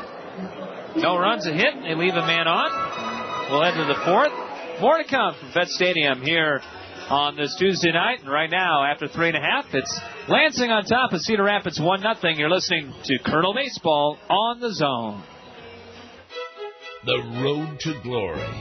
For one truly exceptional individual, the lure of America's pastime and baseball immortality brought him to Cedar Rapids, Iowa. This is his story. Even though he is a quiet, reserved man, many say he left an indelible mark in Cedar Rapids baseball history. ESPN Radio's Bobby V. They say if he ever does go back, Rob Dibble will end up serving hard time. He could often be found helping out around the ballpark, pitching in wherever he could. ESPN Radio's Sean Salisbury. Hey, Dibs, tell me more about that keg you guys took from the ballpark. Rude? Maybe. Lewd? Okay, I'm guilty, but never tattooed. Not Cedar Rapids. Rob Dibble. on the road to glory. The Zone. Someday he'll go back and apologize. Any honest man would do the same. It's a fast-paced world. Things change at the speed of sound, yet some things never change, like your desire to deal with a solid, dependable car dealer. Zimmerman Ford has been around for 31 years. They still deal with a handshake and a promise to be there after the sale with quality service. Zimmerman Ford Town is Eastern Iowa's largest volume Ford dealer, and you don't get that way without being rock solid. Check them out on the web at FordTownUSA.com or in person on 1st Avenue in Cedar Rapids. Ford, BMW, Hyundai, and Mitsubishi at Zimmerman Ford Town. You're in the zone. ESPN Radio, 1600 AM. Are you ready? KCRG Cedar Rapids. For the Kernels, it'll be Adam Popkovich, Alberto Callaspo, and Greg Porter coming up here in the bottom half of inning number 4.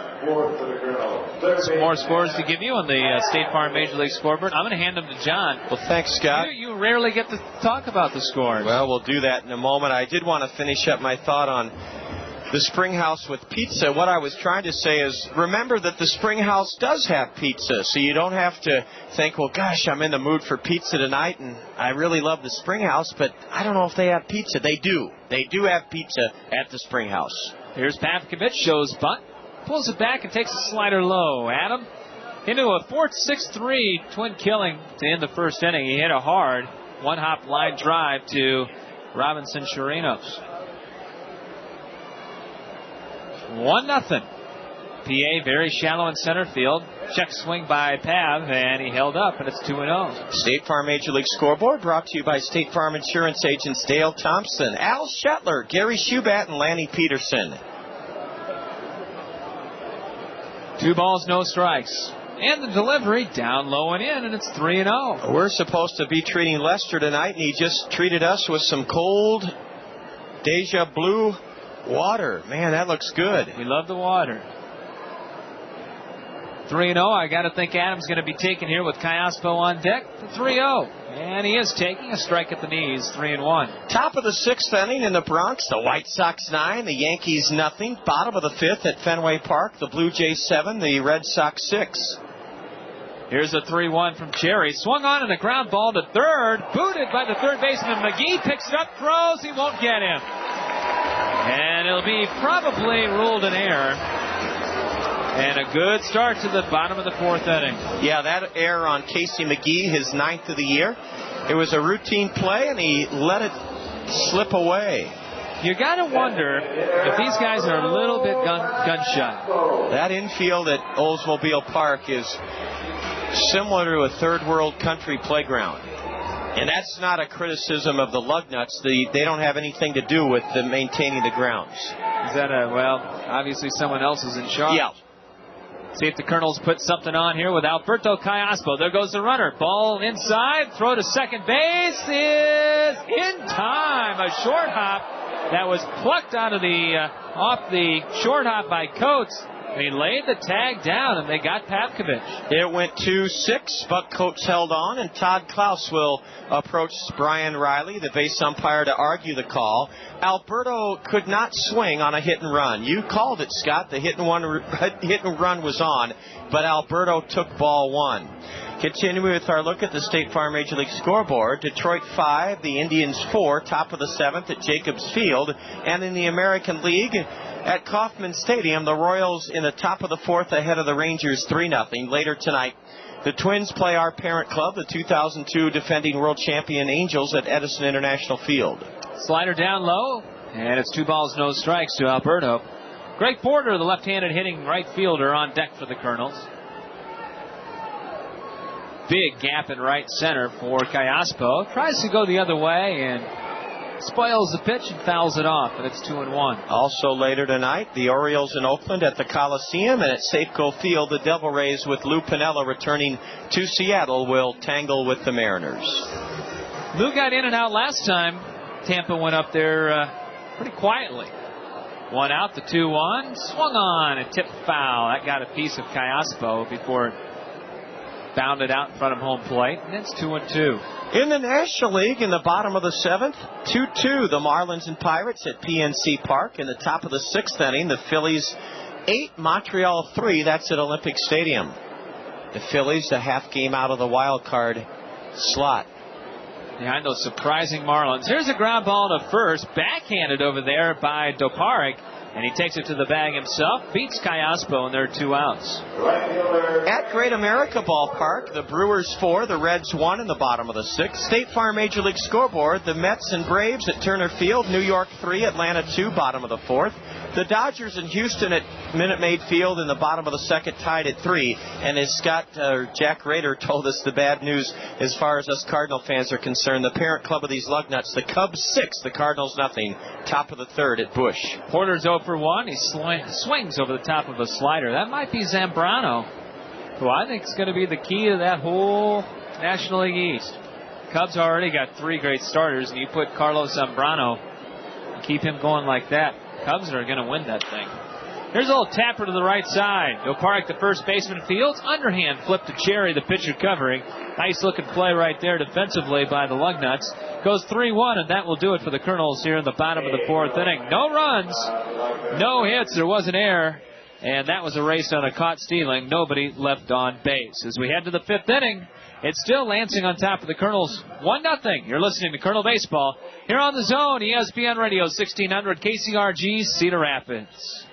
What can I help you with here at Big Time Motors? Well, I'm looking for a used car. I like this one. What's the price? Listen, lady, I don't sell prices. I sell cars. But I guess if you must know, it's this.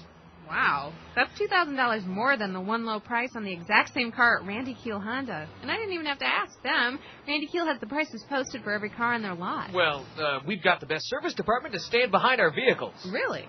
Randy Keel showed me they're number 1 in service and sales customer satisfaction. How do you know yours is the best?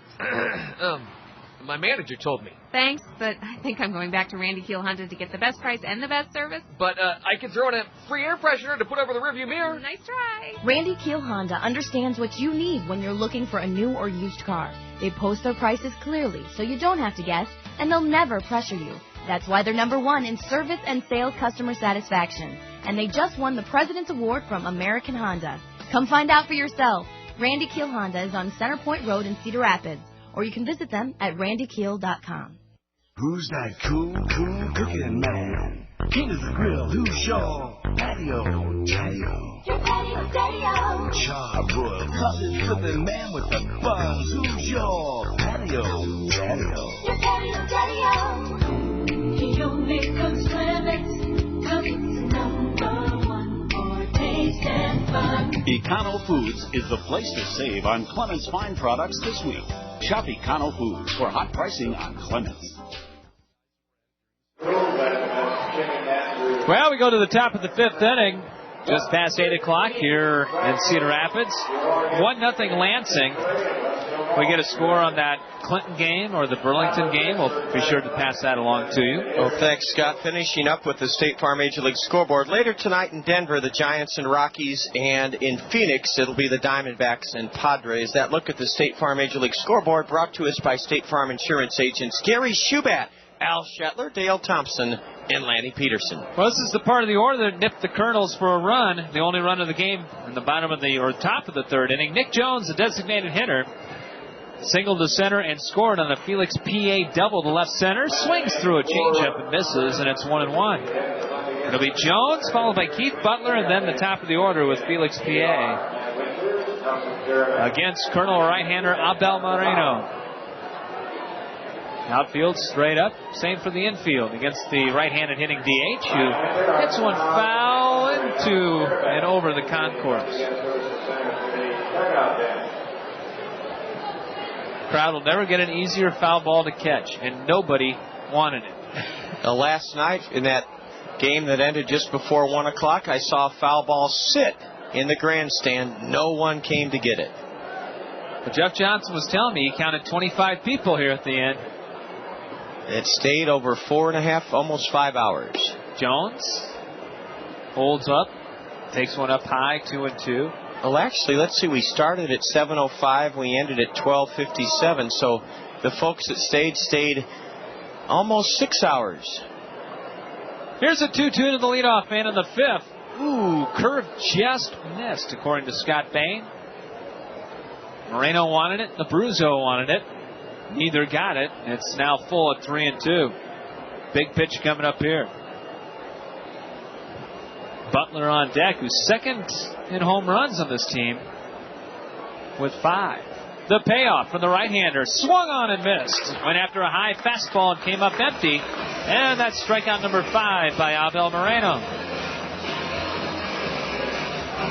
He challenged him right there. And he put that pitch just above the letters where many a young professional has fallen prey to over the decades. Keith Butler struck out back in the 3rd inning, hitting .255. He does have 55 driven in, so he's got a pretty good stick up there in the number 9 hole. There's a fastball at the letters for a strike.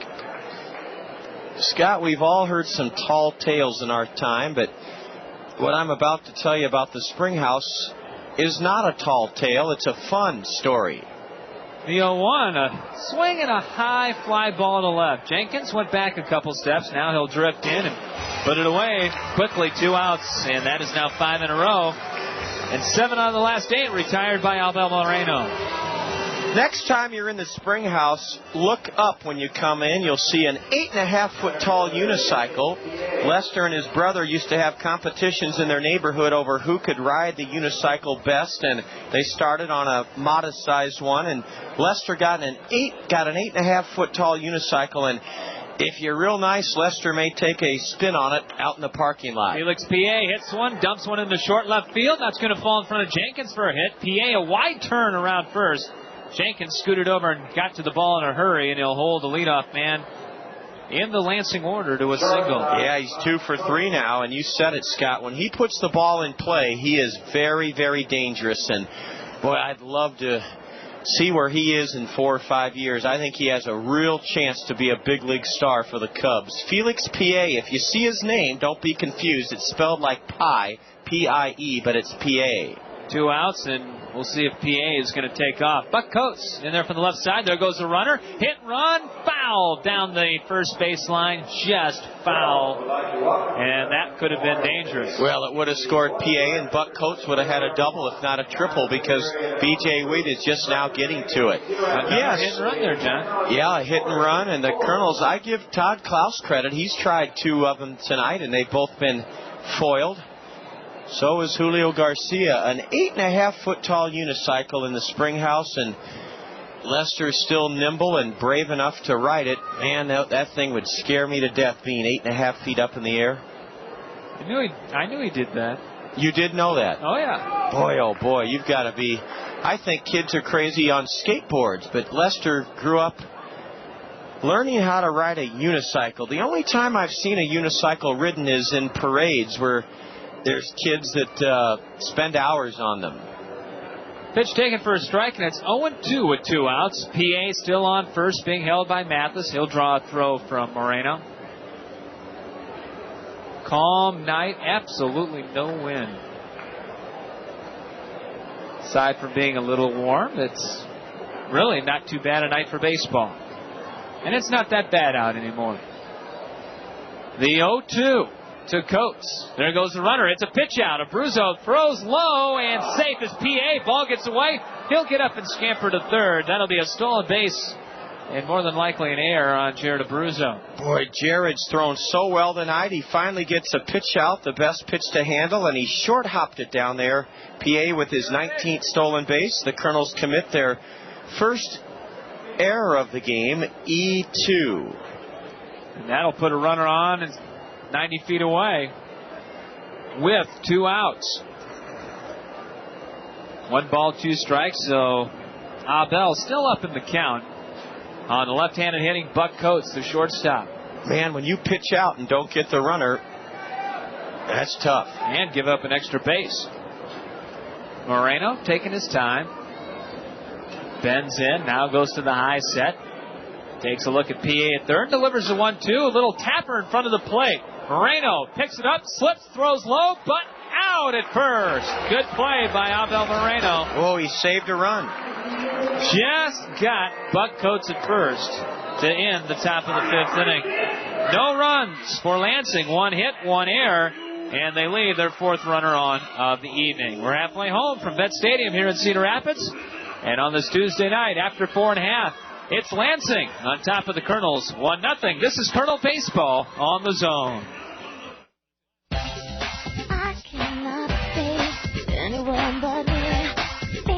Can't you see I know what's right for me? Don't tell me wrong from right. I know just what I like.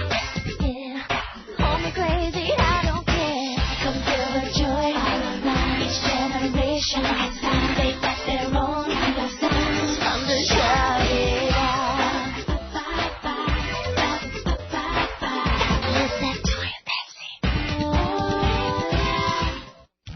Toyota takes another leap forward in material handling efficiency. Hub Toyota Lift would like to introduce you to the new Toyota AC electric forklift. AC technology provides unprecedented acceleration, dramatically increasing operator cycle times, thus increasing production. And because DC components are no longer needed, you will significantly lower your maintenance costs. A clean running, dependable unit is the result. Coupled with today's attractive interest rates, there's never been a better time to join Toyota's AC revolution. Contact Hub Toyota Lift in Cedar Rapids, Peoria, Des Moines, and Davenport. She's coming, she's coming. BBC America presents Ground Force America. It's a TV show about backyard makeovers. Water features in, plants are in, gazebo's up. Let's get busy, guys. Ground Force America. It's about surprises. I'll be here in a couple minutes. Ground Force America. It's about more than just gardening. Tomorrow night at 9, Britain's most famous team of gardeners cross the pond for an all-new season of shows. Watch the transformations in Ground Force America. Tomorrow night at 9 Eastern Pacific, only on BBC America. Switch hitter Jared Abruzzo to lead things off for the Kernels. He'll be followed by Jake Mathis. Then another switch hitter, B.J. Weeds. Three lefties to trot up here against the right-hander, Rocky Cherry. Right now it's Lansing on top, 1-0. They've out-hit the Kernels 6-2. A couple of errors by the Lugnuts and one for the Kernels here as we enter the bottom of the fifth inning. Abruzzo holds a black bat high over his left shoulder and takes a look at a fastball that rides high for ball one.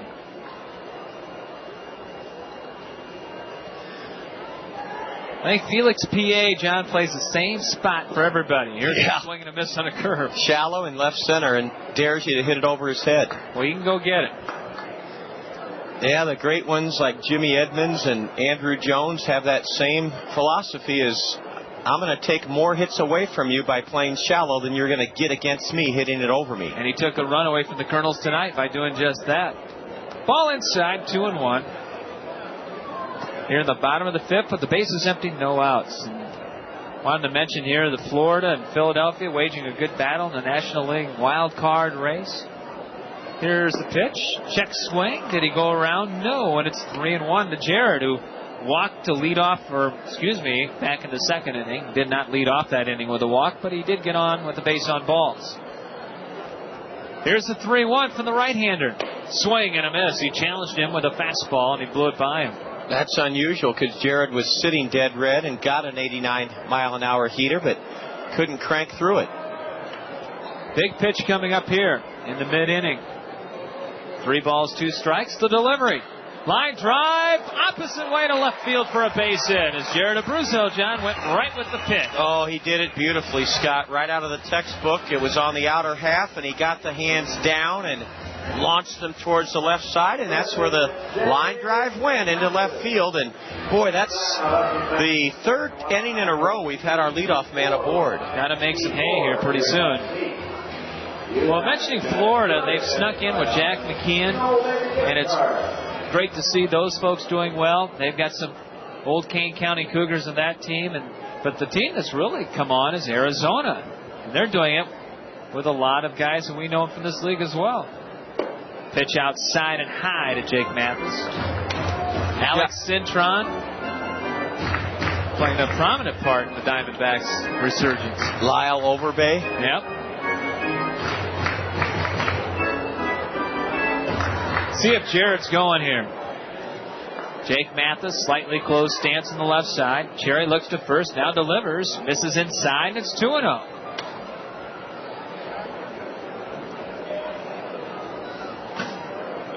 So you get down to this final week here, John, and if you're Todd Klaus, you almost play each game like a playoff game. Yeah, you have to because they're that important. And one thing Todd has done is I'll tell you, our listeners in a moment, another great managerial philosophy of Todd Klaus. Short lead by Abruzzo. Cherry takes his time. Runner not going. Ball 3 is low and in.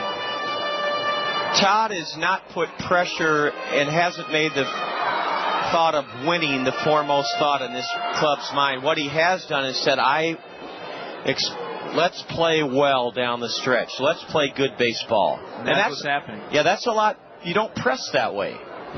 We got to win this game. Nobody responds well to that.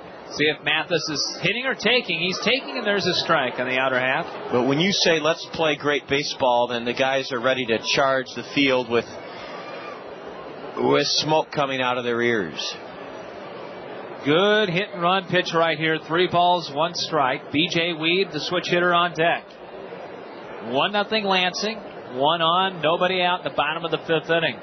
Abruzzo's not going. A swing and a foul off one of the Sky Suites to our left, and that'll rebound out about halfway up the third base line.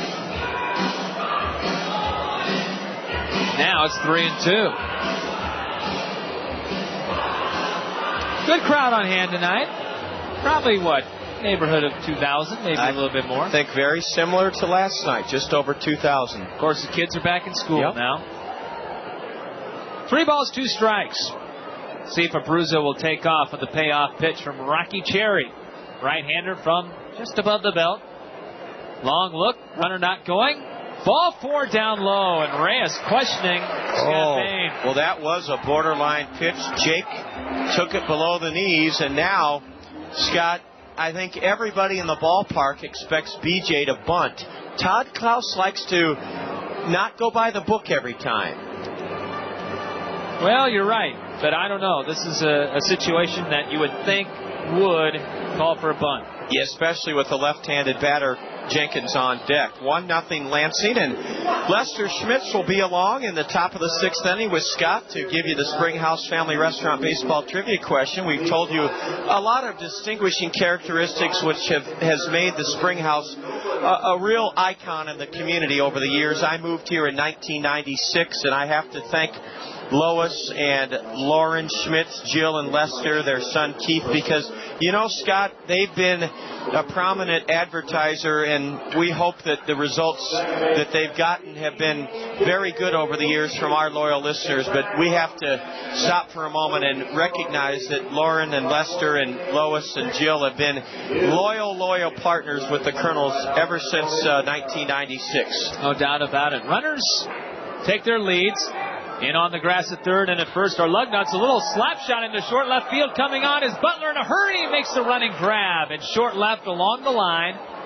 B.J. Weed tried to dump it in the other way. Couldn't quite get it down that line. Oh, I thought that was going to fall, and now the Kernels will not be bunting. I just had a feeling Todd would do the unexpected. He did not have Weed bunting, and what a fine running catch by Keith Butler to take a hit away from B.J. Now Kevin Jenkins will come up. Reyes will go out and deliver the defensive signals. 1 out, 2 on. Abruzzo led off the inning with a single the other way. He's at second. Jake Mathis walked on a 3-2 pitch. He's on at first for Kevin Jenkins. 1 home run on the year. Kevin singled to center back in the 3rd inning. Kernels have had chances tonight. Runner at first, Mathis not being held on, and the delivery in the dirt. Slider blocked by Reyes, 1-0. Breakfast is served any time at the Springhouse, any time of day. Coffee just 85 cents. Now that's a bargain.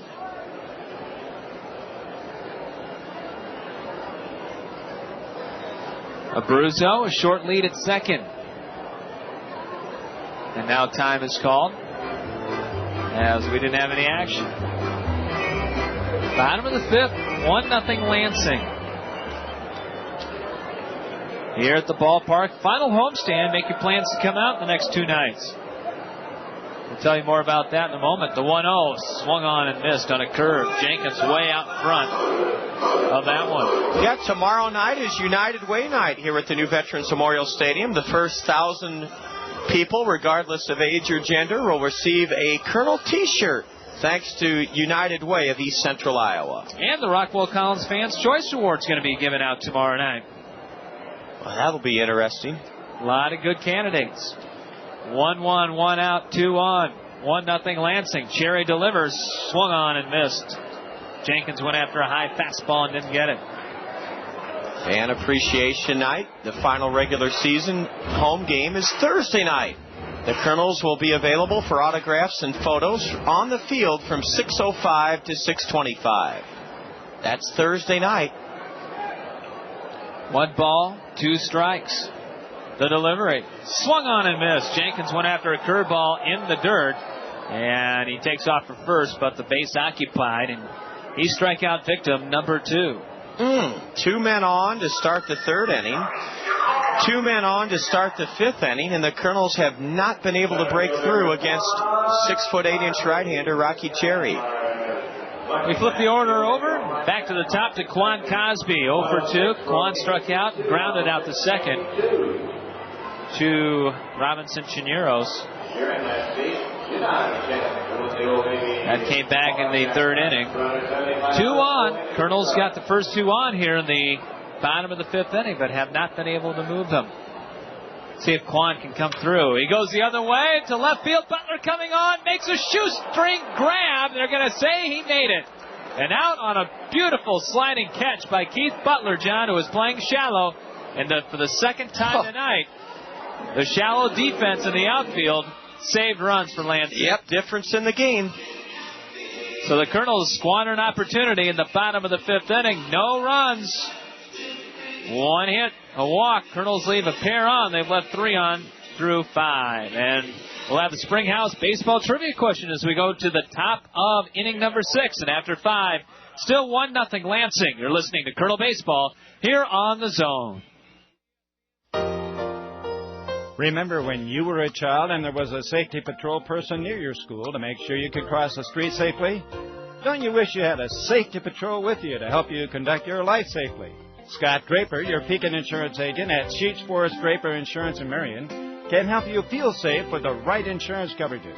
For the right insurance for your home, auto, life, health, and business, see your Pekin insurance agent. Scott Draper at Sheets Forest Draper Insurance in Marion. The ability to read. Nothing's more important in predicting the future success of a child. Thanks to the generous, ongoing support of Toyota Financial Services, Kernel players visited a record 25 schools last spring to encourage children to read, with a series of dazzling rewards from Toyota Financial Services serving as incentives. An all-time high, 1,451 girls and boys read last summer. The Kernels salute Toyota Financial Services. Benjamin Franklin once said, "Well done is better than well said." Thanks, Ben. At Benjamin Franklin Plumbing, we agree that talk is cheap.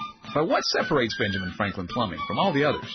I must say, I don't know. Well, for starters, a Benjamin Franklin plumber's work begins the moment you make the call. Really? How so? Our call takers are real problem solvers. They'll set up your service appointment around your schedule. And when it comes to the actual work, our plumbers won't waste your time. We'll be there. In fact, if we don't show up on time, we'll give you a Franklin, a Benjamin Franklin, $100 bill. Splendid. You can expect prompt, punctual, courteous service, and we'll be sure to get your approval before starting any work. Now that's my kind of plumber. Benjamin Franklin plumbers are trained to fix your problems so they stay fixed. That's why we're named Benjamin Franklin, the punctual plumber. Call your Benjamin Franklin plumber at Strictly Plumbing, 373-2524. Benjamin Franklin, the punctual plumber. It's good to see you, sir. Good to see you again, Scott. I call you sir still. Can't break that habit, huh? No, I don't want to do that. And we're going to talk about the Springhouse and the baseball trivia question coming up, hopefully during a 1-2-3 inning for Moreno and the Kernels. He starts things off delivering a fastball, and it's hit the third. Across the diamond, 1 pitch, 1 out. As a good play by Adam Popkovich. And just like that, I was kidding on that 1-2-3 inning, Lester. Yeah, sure looks like off to a good start. I'll tell you what, I know things are going very well for you over in the Springhouse, over on Center Point Road. And yes, I used to work there, everybody. John mentions that about every broadcast. He sure does. And we had a lot of fun. I'm not going to mention the years that I was there. Let's not. There's a strike. A curve from Moreno to the first baseman, Doparik. He's 1 for 2, singled the left, and he grounded out to Eric Ibar at short. We'll get to the Springhouse Family Restaurant baseball trivia question coming up. You got that ready to go, right? I'm ready to go. All right. And in honor of the Chicago Cubs being here tonight, At least they're farmhands. We've got a cup question for you. Pitch all the way back to the backstop. And that will even things up at 1 ball and 1 strike. Well, I will not ask you the years that I was there. How many years have you been in the Spring House? Oh, good Lord. It's probably been 27 years. Doesn't seem like that many. Yeah, no, I don't. Serve great food over there. Here's a little tapper. That's fouled at the feet of the batter. 27 years and same location? Same location. Now, do you still, is there still some staff there that have been there for all those years? There's quite a few. I'd say about a good 4 or 5. Wow. Yeah. And that tells a lot right there. 1 out, the 1-2 delivery. Swung on and missed. That's strikeout number 6 on the night by Abel Moreno. Well, before we get to the question here, Lester, do you get out to the ballpark much? Not as much as I like. Yeah. Yeah, it's a very nice ballpark. Well, you got a pretty good excuse. Yeah, it's a very beautiful night tonight, too. Oh, no doubt about it. Well, we'll get you to the Springhouse Family Restaurant baseball trivia question. Of course, if you've been one of the winners over this year here at home, as we're coming to the end of the home season, we please ask you to hold off and allow some of the other great fans to give us a call. And we'll give you the phone number coming up in a moment. Here's the pitch, and it's outside. Paul O'Toole, the right fielder, 1 for 2. He stole a base back in the 2nd inning. And we'll give you the question coming up after this, and then we'll give you the phone number. Your chance to win a $5 gift certificate from the Springhouse. Here's a swing and a foul to the left side, and that'll even things up at 1 ball, 1 strike. And Lester, I'll let you do the honors there with tonight's question. And John, you're poised and ready to go at the ready to answer the phone. Okay, tonight's Springhouse trivia question is the only 2 players in the National League history to win the MVP award for losing teams were both Cubs. Who were they? Here's a ground ball and a great diving stop by Weed behind second, but he will not be able to make the play, and that'll be an infield single. So runner on at first with 2 outs. I'll let you say her one more time, Lester. Okay, the only 2 players in the National League history to win the MVP award for losing teams were both Cubs. Who were they? 896-7615. That is the phone number to call, 896-7615. And there's the phone already ringing. 1-0 Lansing. They've got a runner on at first base. Robinson Chirinos, the second baseman. 0 for 2. Takes a look at a pitch up high. We had one guess that was incorrect. John's back at the phone. I think people are going to get this one here, Lester. Looks like a tough one to me. Well, I got it earlier, and if I can get it, anybody can get it. I think we do have a winner. Here's a ground ball, wide to third and foul. And it's 1 ball, 1 strike, and there goes the Roadrunner with one of his longer runs of the year to get a foul ball, and he's going to get in a foot race with one of the pitchers, Carlos Vasquez, and he's going to make way for Rhodey. And we do have a winner to congratulate, so we'll give you the name of our winner coming up in a little bit. And they'll get a $5 gift certificate, Springhouse Family Restaurant on Center Point Road, Northeast. Just off Interstate 380 at the 42nd Street exit. Go to Center Point Road and hang a right. 2 out, runner not going to 1-1. Check swing, look out in the stands. Everybody looks like they're all right. And that makes it 1 ball, 2 strikes. All the years working there and knowing you, I don't even know who your favorite baseball team is. Oh, I'd have to say the Cubs and Cardinals I watch pretty close. Wow. Yeah. So who do you root for when they're playing each other? Probably the Cubs. Probably the Cubs. Yeah. Well, you're in good shape tonight because they're winning. So far. The 1-2 swung on and missed. A good inning by Abel Moreno as he strikes out 2, and he ups his total in the night to 7. And we'll give you the winner coming up here in the bottom of the 6th inning. We'll talk more with Lester Schmitz from the Springhouse. For Lansing at the top of the 6th inning, no runs, a hit. They leave a man on as we head to the bottom of the 6th inning. It's Lansing on top of the Kernels 1-0. You're listening to Kernel Baseball on the Zone, ESPN Radio 1600.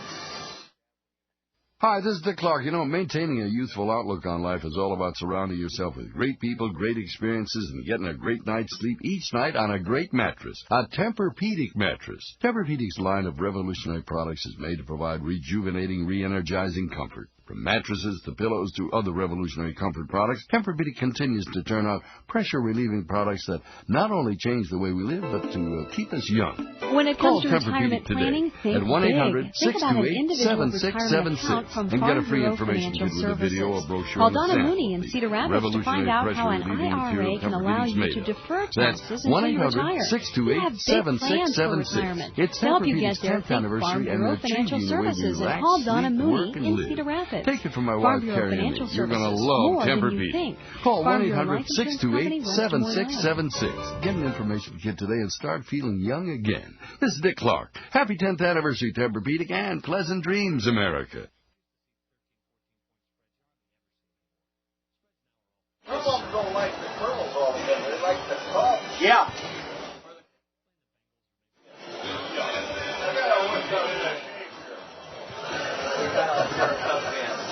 You guys, there's Bob Brooks. There he is. Yep. He was up here earlier. Oh, was he? Yeah. 10 seconds. You're in the zone. ESPN Radio, 1600 AM. Are you ready? KCRG Cedar Rapids. In the sixth inning, Scott Ganesh. John Rogers will rejoin me coming up in a moment. Lester Schmitz from the Springhouse Family Restaurant joining us. We've got a winner to congratulate in the Springhouse Family Restaurant baseball trivia question. Our winner gets $5 gift certificate to the Springhouse and a wooden token for a free cup of coffee. And Lester, you got the winner. Yeah, it's Troy Page from Robbins, Iowa. Congratulations, Troy. All right. And you'll see him in the restaurant. We hope to. Hey, I got to say hi to my sister. I know she's listening tonight. Okay. Lori Schmidt. She's in a group home here in town. I want to say hi to her and the rest of her family there and her staff. So, hi, Lori. How you doing? There you go. You got your obligations taken care of. One pitch, one out as Eric Ibar slaps one down to Doparik at first, right on the bag. Steps on it. Quickly, one out. Here in the bottom of the sixth inning. As we're talking with Lester Schmitz from the Springhouse. A little later, I'll tell you the story how I became the first manager down there as far as the Springhouse. Okay. About the time you were down there. Yep. Pavkovich takes a look at a curve. Down and away for ball one. Tell you, with one out already, we may better get to it. Well, that unicycle John was talking about. Yeah. Oh, okay. Yeah, Max told me I had to get out there and ride that unicycle around the restaurant. He said, put 4 marbles in your mouth. So I did. I didn't know what he wanted. So I put them in my mouth, and every time I went around the Springhouse, he said, spit one out. And when I got down to my 4th marble, I spit it out, and I said, they're all gone. He says, yeah, you lost all your marbles. Now you can be manager. No. Well, sometimes you wonder. There's a great play behind third by Casey McGee. Fielded a 2-hopper behind the bag and threw out Adam Pavkovich. And that's 2 outs. You got a lot of unicycle stories, I would imagine. Well, let's repeat the question and tell our answer because people are probably wondering when we're going to do that. Here's a line drive into short right center, and that's going to fall in front of Felix P.A. for a base hit.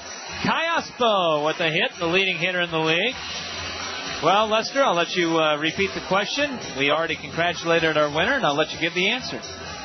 The question was, the only 2 players in the National League history to win the MVP award for losing teams were both Cubs. That was Ernie Banks and Arnie Dawson.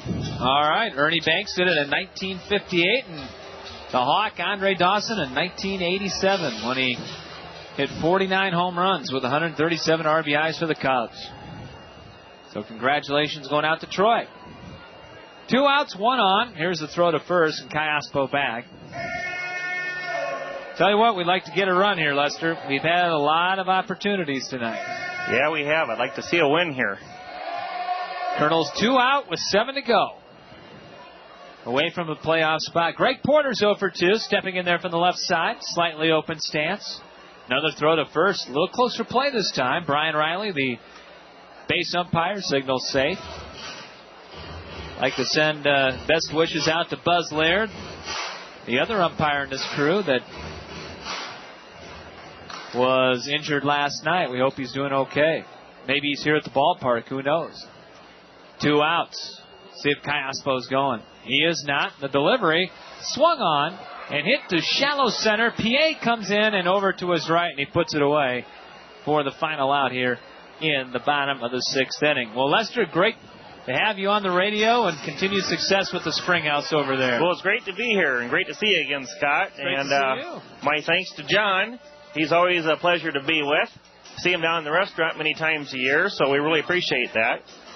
And I know he brings in a lot of people for us, too, and he does a great job on the radio promoting us.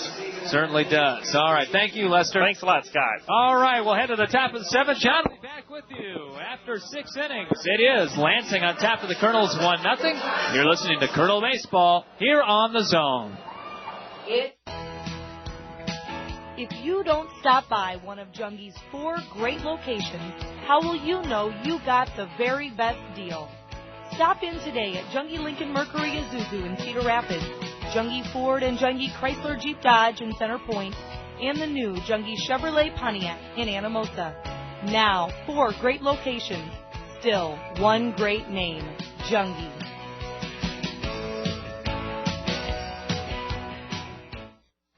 Miller Lite, Miller time, track 4. Like a friend that's always been down the road and back again. Without a thought, without a doubt, that's the time to Miller Lite. Like a friend that's always been down the road and back again.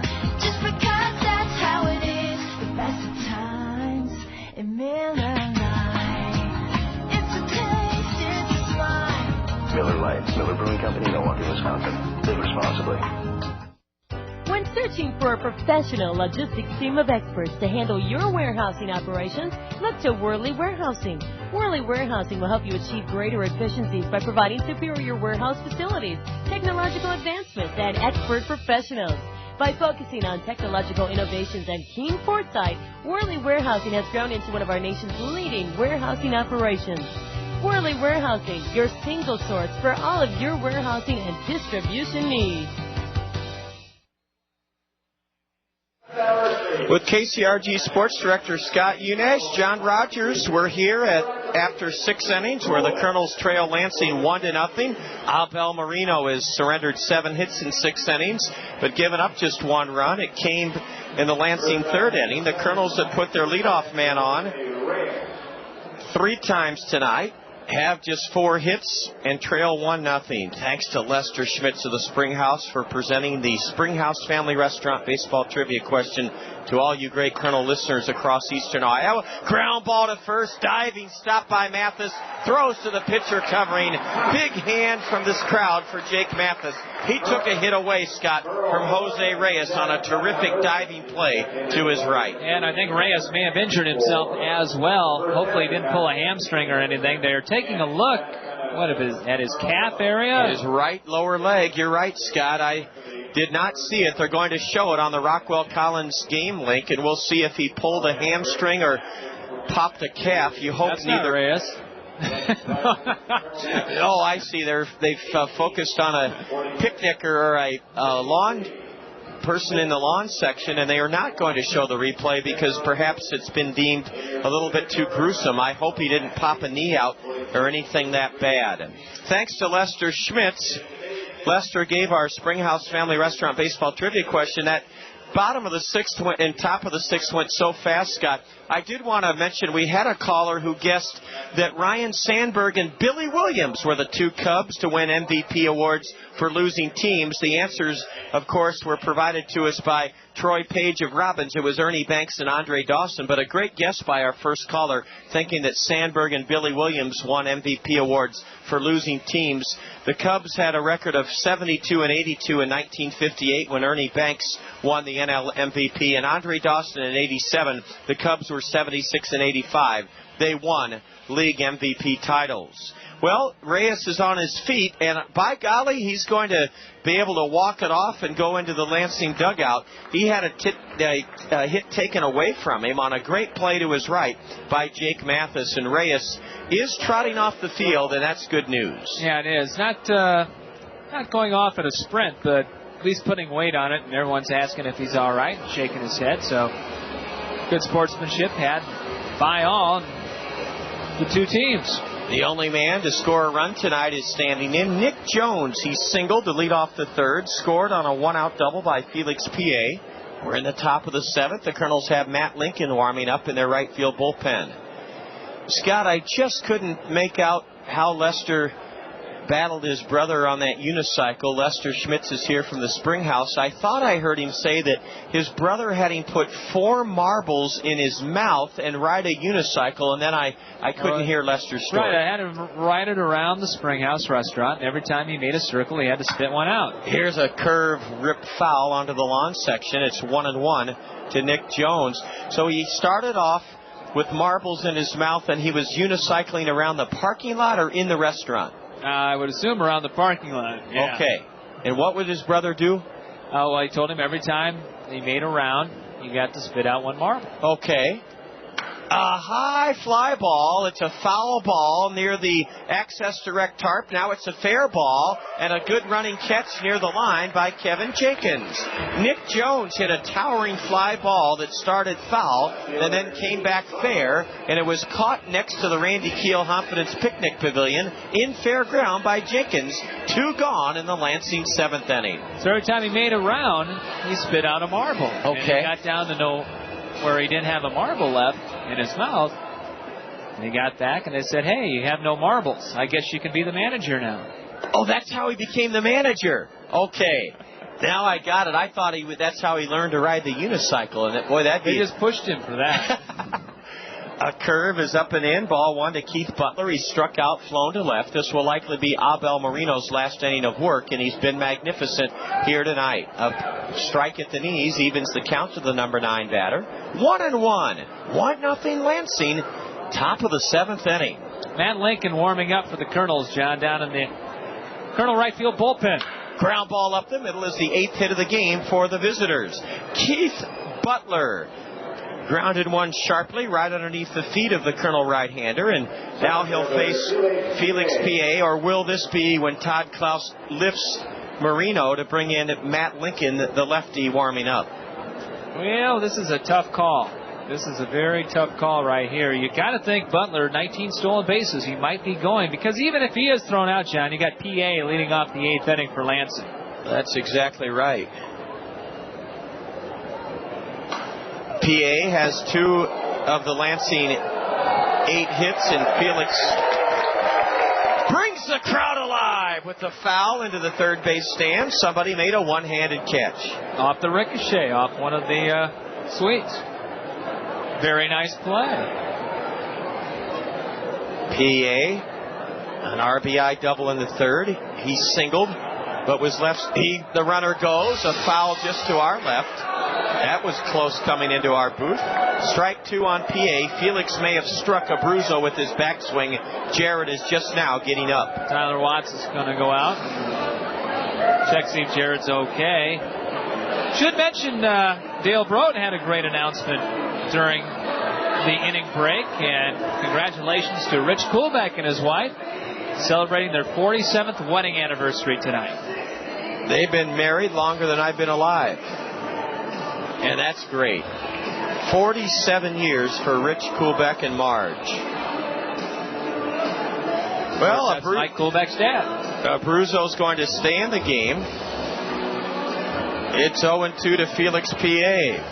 Hey, you got your Gazette this morning. Make sure you save the Iowa Today section of today's Gazette. This is Tuesday. And look for the coupon.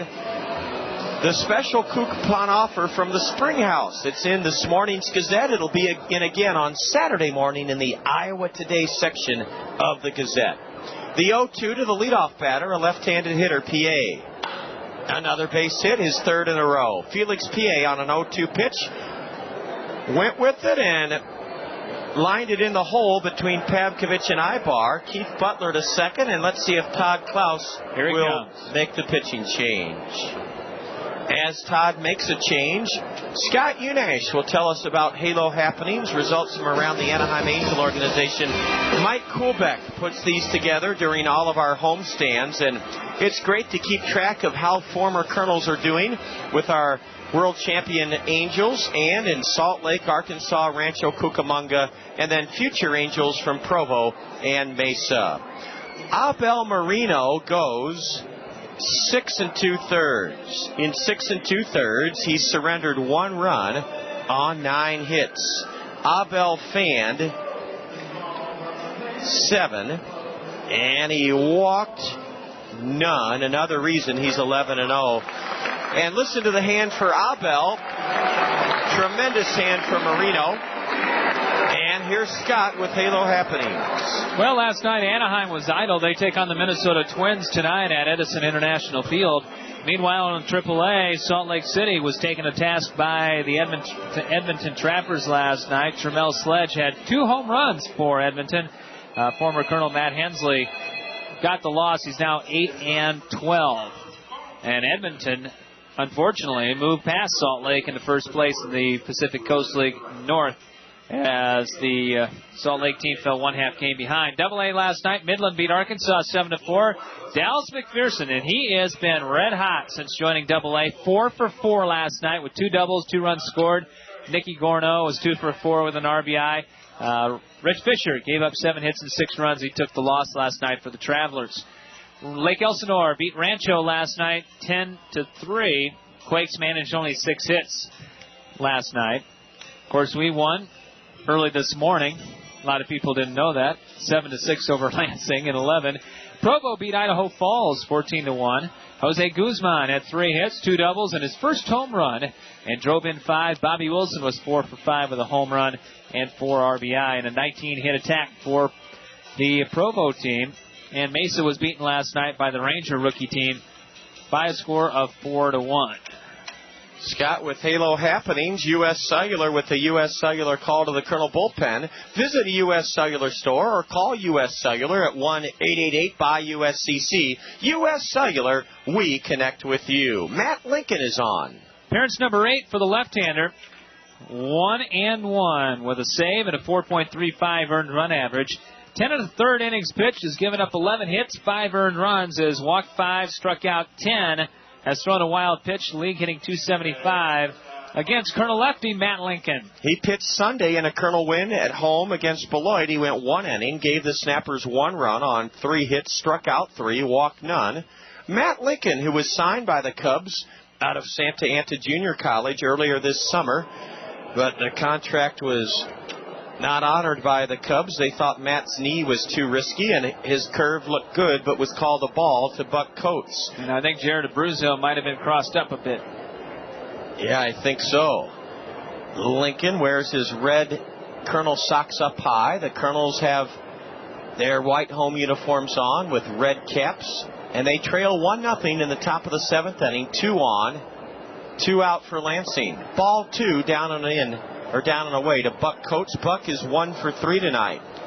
Abel Marino pitched well enough to win. He left the game after 6 2/3, having surrendered 1 run. He fanned 7 and he walked none. Coates takes low, ball 3. Dangerous situation right here. 3-0 count. He was brought in to face the left-hander. Well, Todd, exactly. I was going to repeat that, or say it as you did, Scott. You'd hope for this percentage matchup to go in your favor, lefty against lefty. Coates may be swinging on 3-0. Buck takes a strike at the knees, a fastball from Matt Lincoln. Top of the 7th inning. 1-0 Lansing. They have runners at first and second with 2 out.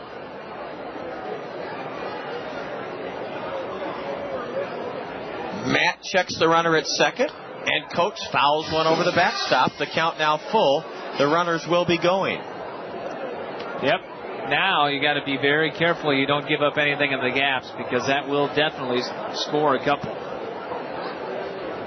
Quan Cosby is pulled way around into left center. A huge alley in right center for Buck Coates, a left-handed batter. Lincoln's 3-2. Foul down the left field line over the lawn section. The runners were going, and Coates had a good swing at it. I think you're going to see a little bit of kangaroo court activity for Lansing because Mr. P.A. did not go. And he's the runner at first. And if anyone caught that, which I'm sure they did, he may be a little lighter in the wallet. Another 3-2 to the left-handed batter. A curve and a swing and a miss. Matt Lincoln comes in and fans Buck Coates after falling behind the left-handed batter 3-0. He got him swinging on a 3-2 curveball. Matt Lincoln gives the Kernels momentum to take into the bottom of the 7th inning. No runs for Lansing. A pair of 2-out singles. They had at least one hit in every inning in their 7 against Abel Marino. No Kernel errors, and the Lugnuts leave a pair. They've stranded 7. Oh, the Kernels are in a great position down the stretch to tie or take the lead. After 6.5, the Kernels trail Lansing 1-0. You're listening to Kernel Baseball on The Zone. Whether you're a serious athlete or a weekend warrior, injuries can take you out of your game. Smart athletes know that Physiotherapy Associates in Cedar Rapids are the experts in the treatment and prevention of sport-related injuries. Our expert staff serves the metro and surrounding area high school athletes. Physiotherapy Associates of Cedar Rapids, the smart choice in sports medicine. Call us at 398-1569. That's 398-1569. We'll get you back in your game today. Looking for a sure way to bring your daughter or son the thrill of a lifetime? Then visit Taco Bell and register them for a chance to be drawn as a Taco Bell Baseball Buddy. As a Taco Bell Baseball Buddy, your child will receive a Taco Bell Baseball Buddy t-shirt. Collect autographs from the Kernels and take the field with the Kernel player for the national anthem. Being a Taco Bell Baseball Buddy will provide your kid with an unforgettable feeling of excitement. All it takes is a visit to Taco Bell. Hi, I'm Gary Dolphin. You know, Hometown Restyling has served Eastern Iowans since 1986, providing the very finest in windows, siding, and sunrooms. Their experienced staff can handle the job from start to finish, including plans, permits, and inspections. Plus, Hometown Restyling is nationally recognized by Professional Remodeler, Qualified Remodeler, and Remodeling magazines. Call Hometown Restyling for your next remodeling project, or better yet, visit one of our beautiful showrooms in Hiawatha or Coralville. Hometown Restyling, because there's no place like home.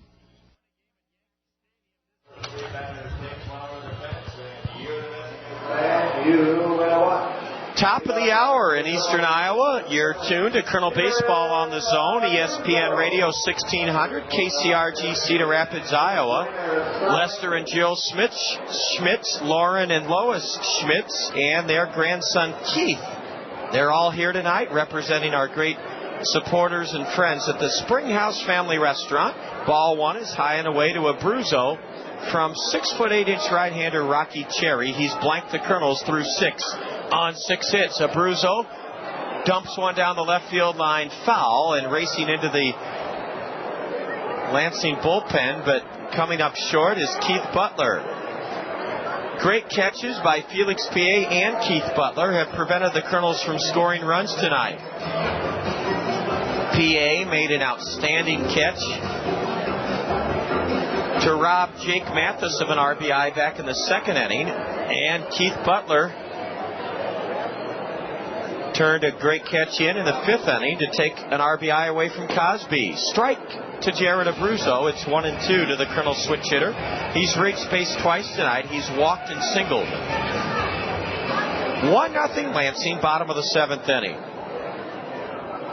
Ball 2 in the dirt. Scott will have another look at the State Farm Major League scoreboard in just a bit. Boy, that Felix PA continues to play shallow and left center. Shallow and left center.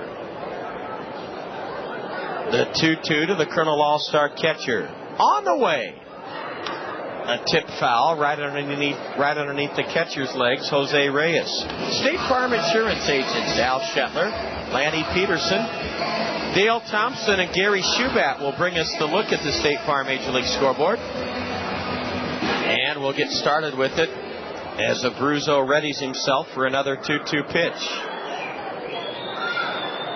Change up. Jared just got a piece of it to stay alive.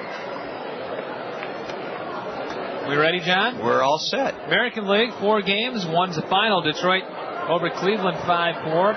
7-7 tie. Toronto and Boston at Fenway in the bottom of the 7th inning. White Sox pounding the Yankees 11-0 behind Esteban Loaiza, who's going to win his 17th tonight. That's in the 8th. A high pop-up to the right side of the infield by Abruzzo. He's retired for the first time tonight. Coming in on the grass near the mound to glove it is Brian Doperick. 1 out in the Kernels' 7th inning as Bruiser pops to first. And it's Kansas City leading the Rangers at Kauffman Stadium, bottom of the 6th inning, 3-2. National League slugfest at Olympic Stadium in Montreal. I think they're in Montreal. Are they at San Juan today, or who knows? Expos leading the Phillies 11-10, bottom of the 7th. Pittsburgh has beaten Florida 4-3, so if the Phillies can come back, they'd lead the wild card. Ball 1 outside to Jake Mathis, a fastball. Brewers all over Cincinnati. They've gone to the bottom of the 9th in the Queen City 7-1. Mets leading Atlanta, bottom of the 6th inning at Turner Field 6-2. And Houston with a 4-3 lead on the Dodgers in the 5th. Jake Mathis with a towering foul ball onto the Papa John's Plaza. Evens the count 1-1. Jake is 0 for 1 with a walk. Well, John O, Cubs 7, St. Louis nothing in the bottom of the 5th inning at Busch Stadium. And a pair of games just underway. Colorado hosting San Francisco, no score. And San Diego at Arizona, no score. A pitch in the dirt is ball 2 to Jake Mathis. Nobody on, 1 out, bottom of the 7th, 1-0 Lugnuts. Well, Scott, thanks for bringing us that look at the State Farm Major League scoreboard. Brought to us by State Farm Insurance Agent Lanny Peterson, State Farm Insurance Agent Gary Shubat, State Farm Insurance Agent Al Shuttler, and State Farm Insurance Agent Dale Thompson. A ground ball, a diving stop at second, but no throw from Robinson Chirinos. An infield single for Jake Mathis. He hit it hard up the middle. Chirinos made a great play, diving to his right behind second, but then as he popped to his feet, just couldn't get it in his throwing hand and wisely held on. Well, he's upset with himself because that ball was hit so hard, John, he would have had it. Yes, but as he tried to get up, he lost the handle. And he made a wise decision from his knees to not try to throw out Jake after he fumbled it. B.J. Weed with the tying run at first here in the 7th. Bats, B.J.'s 1 for 2. The hit for Mathis, his first of the game, the Colonel 5th. We've been out hit 9-5. Lansing on top 1-0, bottom of the 7th. Weed, a .265 average, no homers, 31 RBIs. B.J., a switch hitter batting left. Waves that bat behind his back ear and loops one into left. Keith Butler's been busy tonight. He has it. How many putouts for Keith Butler in left? Let's see. 1, 2, 3. 3 putouts for Butler. Well, Jake Mathis has 5 steals and 9 tries, and boy, you got to credit Todd Klaus. He's tried using the running game tonight, but it hasn't worked yet. It's been a tough night because you got 2 good pitchers out there, and Abel Moreno did not have anything near his good stuff, from what I've understood, John. No, you're right, Scott. And he battled, gave up only 1 run in his 6 2/3 tonight. Some commotion down below. I'm not sure what happened. I'm not sure either. But you can be sure that it was captured by the staff of Al Schmidt from Metro Studios, whatever happened. A curveball is low and away to Jenkins. Kevin singled into center. In his first trip up in the 3rd, he struck out in the 4th inning. Boy, the Kernels have stranded 5 and lost 2 men on the base paths. Jake draws a throw. He's back standing up. There is a right-hander working in the Lansing bullpen.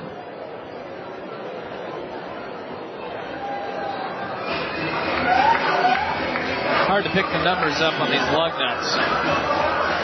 Yes, it is.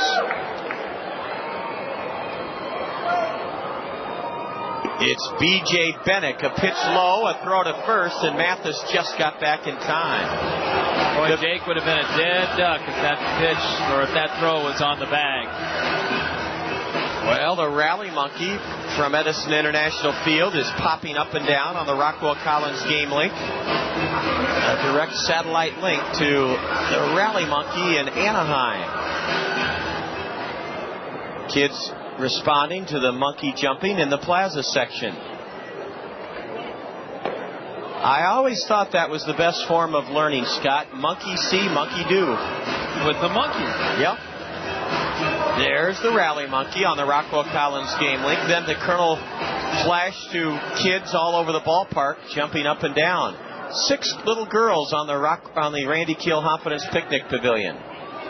Time is called as Jenkins took what looked to be a strike, but time had been called. I'm not sure who called it. I think the plate umpire, but usually he's prompted by a player asking for it.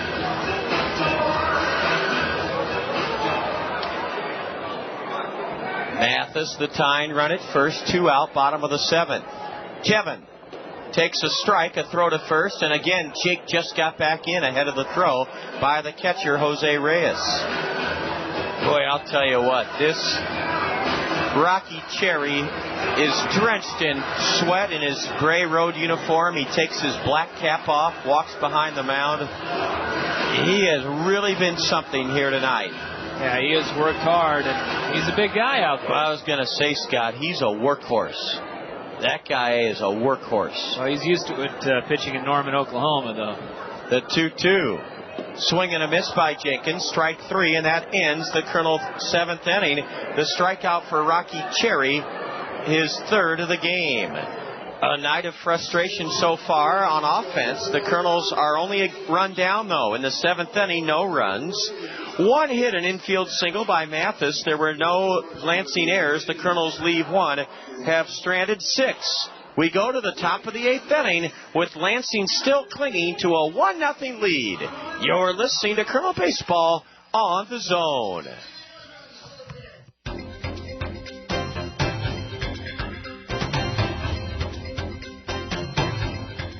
Here's hoping you're having a great Tuesday. Scott Unash joining you. And here's a look at your upcoming sports lineup right here on the Zone, ESPN Radio. Looking at Wednesday, it'll be Colonel Baseball's second to last home game in the regular season, as Colonels battle the Lansing Lugnuts from Vet Stadium. 6:40 at pregame, 7 o'clock is the first pitch.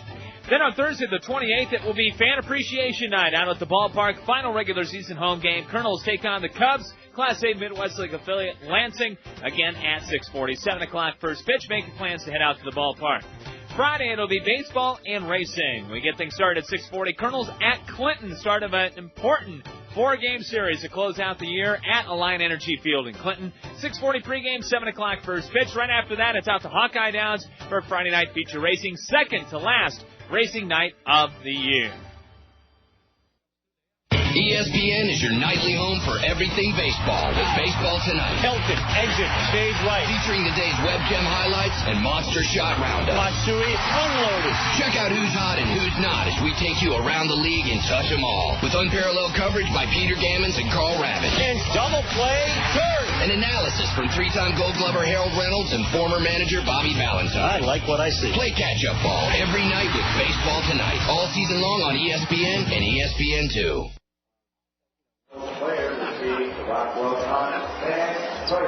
Through 7, 1-0 Lugnuts. Our guest Lester Schmitz talking some golf with Scott Unash. Scott, we've got to get you out on the links. Lester and his dad golf every Monday morning, I believe. They took me to Jones last year, and boy, they showed me what real golf was. And have you been out on Jones yet? Oh, yeah, you betcha. And you've been to the remodeled Ellis as well, haven't you? Yeah, a couple times now, yep. Boy, we're blessed with great public golf courses. Ball 1 outside. We have an updated list of scores we'll start in on momentarily on the State Farm Major League scoreboard. Matt Lincoln's curve is inside. Ball 2. The heart of the Lansing order, Casey McGee, Brian Doperick, Paul O'Toole here in the top of the 8th inning. We want to welcome in all our listeners across eastern Iowa in the Burlington and Clinton communities who have a vested interest in this game. A high pop foul over the grandstand roof. 2-1 to the right-handed batter, Casey McGee, a .268 batter who's 0 for 3 tonight. The Spring House serves home-cooked meals made right in their kitchen each day from 10:30 to 8. And boy, can you tell the difference between a Spring House meal and some of these national chains. One of the things that is delicious is the turkey at the Spring House. It's not that formed turkey that you get in so many national chains. It falls right off the bone. It's real turkey at the Spring House. A 3-1 pitch is hammered foul over the backstop and ricochets down below. Everybody cover up. Well, Scott, the new back nine at Wildcat will be opening up on, well, Labor Day weekend, this weekend. That's right. I'm anxious to get out there and play. I wonder if Lauren and Lester have ever made that relaxing 18-minute drive out to Shellsburg. A line drive off the end of the bat falls in front of Greg Porter, who makes a good play to his left. A leadoff single on a 3-2 pitch, stroked into right by Casey McGee. Boy, I felt bad, though, when I was at Wildcat last week. They really didn't break a window or anything, did you? Not this time. Okay. But what I felt, that grass is burned out because they don't have enough water from their ponds. Yeah, and well, it's a situation where you put in a new 9 like that, and you're putting all your effort, and resources into building that new 9 and nurturing it. And, but they'll get her fine. Oh, it's a very nice golf course. We had a great time. It was actually the dry conditions helped Dale Brote and I because it increased our drives and our fairways by 30 and 40 yards. The ball would hit that hard grass and just roll forever. It's like Texas golf. Yeah. A curve from Lincoln, a strike to Brian Doperick. The Kernels could sure use a double play. They have a Doperick shift on. A high pop-up into shallow left. Backing up onto the grass is Ibar. Eric right on the line where the dirt meets the grass in shallow left, and the shortstop has it. B.J. Weed was playing just to the right of second base, the Kernels' second baseman, as the Kernels instituted a Brian Doperick shift. 1 on, 1 out. Top of the 8th, 1-0 in favor of Lansing. Yeah, I love going to Wildcat, and it's not their fault that it's been a long drought and that their ponds are almost empty. Gonna have pitch hitter here, John. Yes, this pinch hitter is J.J. Johnson, I think. Let's see if it is J.J. Yes, it is. J.J. Johnson is the pinch hitter for the left-handed batter O'Toole. J.J. a .237 batter. 3 homers, 37 RBIs, and J.J. Johnson played in last night's game. Boy, Paul O'Toole was 2 for 3, but he must not hit lefties very well. Ball 1 outside to the pinch hitter, J.J. Johnson. We have an attendance tonight, John. Oh, let's get the good news. 2,088 here tonight to watch the Lugnuts and the Kernels. Johnson, a right-handed batter. Takes way outside and high as Abruzzo prevented a wild pitch by the Kernel lefty. 169,453 for the season here at the new Veterans Memorial Stadium. With 2 great opportunities to go.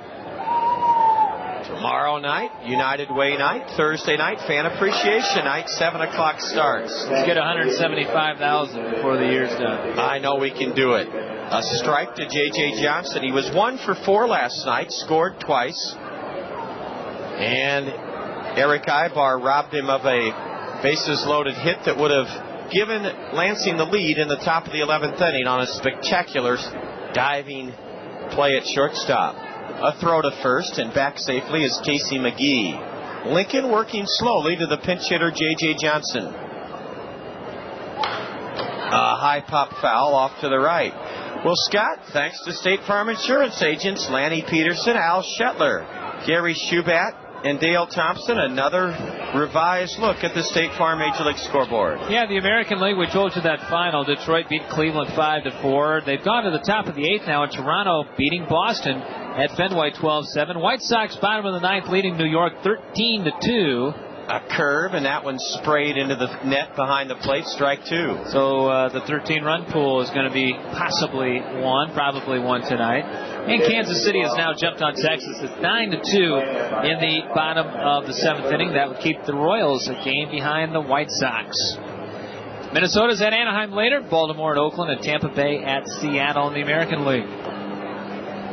2-2 to J.J. Johnson.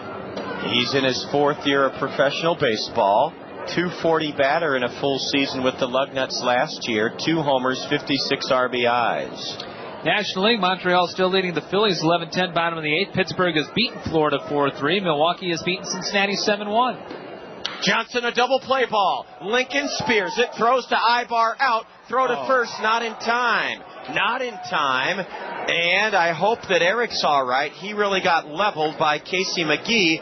My only question, Lincoln did everything right, but he did it in slow motion. Yeah, he really hung his shortstop out to dry right there. And good to see Eric get up. Was not a dirty slide or anything like that by McGee, but Lincoln, yeah, you're right. He did everything right, but he held on the ball. He just acted like it was going to be the last out. He didn't look like he wanted to start a double play. He didn't throw it to second with any urgency. Todd Klaus out to the mound. That may do it for Matt Lincoln. And, Scott, let's continue with that look at the State Farm Major League scoreboard. All right, National League, we told you 3 of the games. New York beating Atlanta at Turner Field in the bottom of the 7th inning at 6-4. Houston with a 10-3 lead on the Dodgers at Minute Maid in the bottom of the 6th inning, so it looks like Houston's going to hold serve.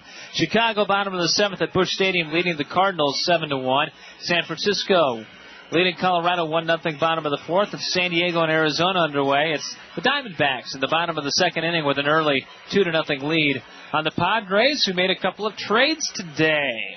I don't know if you heard that, John. Let's hear about them. Padres picked up Brian Giles from the Pittsburgh Pirates today. Boy, the Pirates continue. For Perez, remember him? Yes, the lefty, the young kid from Fort Oliver Wayne. Perez. Yes. He is now going to be property of the Pittsburgh Pirates, who, tell you what, and Jason Kendall has got to be living on borrowed time up there, you would think. And the people of Pittsburgh are not happy. But I guess the only thing to say is that they're getting some good prospects. Well, I remember them getting Kip Wells and Josh Fogg in that deal for the right-hander that didn't have a good year last year. They stole them from the White Sox. Yeah. Who was that right-hander? Todd Ritchie. Oh, Todd Ritchie. I put that out of my mind, John. U.S. Cellular call to the Colonel Bullpen, brought to you by U.S. Cellular. Visit a U.S. Cellular store or call U.S. Cellular at 1-888-BUY-USCC. U.S. Cellular, we connect with you. Matt Lincoln went an inning. So far, no runs. 1 hit, 1 strikeout, no walks. And Jeff Marquez takes over on the hill for the Kernels with a runner at first and 2 gone. And Scott will tell you about the Colonel right-hander. Marquez 3-4, making his 44th appearance. That's one of the tops on the team. He started a pair of games, a 5.56 ERA, 77 2/3 innings pitched. League is hitting .282 against him. Has given up 91 hits, 48 earned runs, has walked 43 and has struck out 47 for Jeff Marquez. Robbins, yet another batch of scores. These are from the minor leagues more than the big leagues. We'll get to them in a moment. A strike to Robinson Chirinos, who is 0 for 2 tonight. Scott, any good news from Beloit? Yes. 5-4, bottom of the 6th, Beloit leading Clinton. Another foul to the Colonel on deck circle, and Marquez is ahead of Robinson Chirinos, a right-handed batter.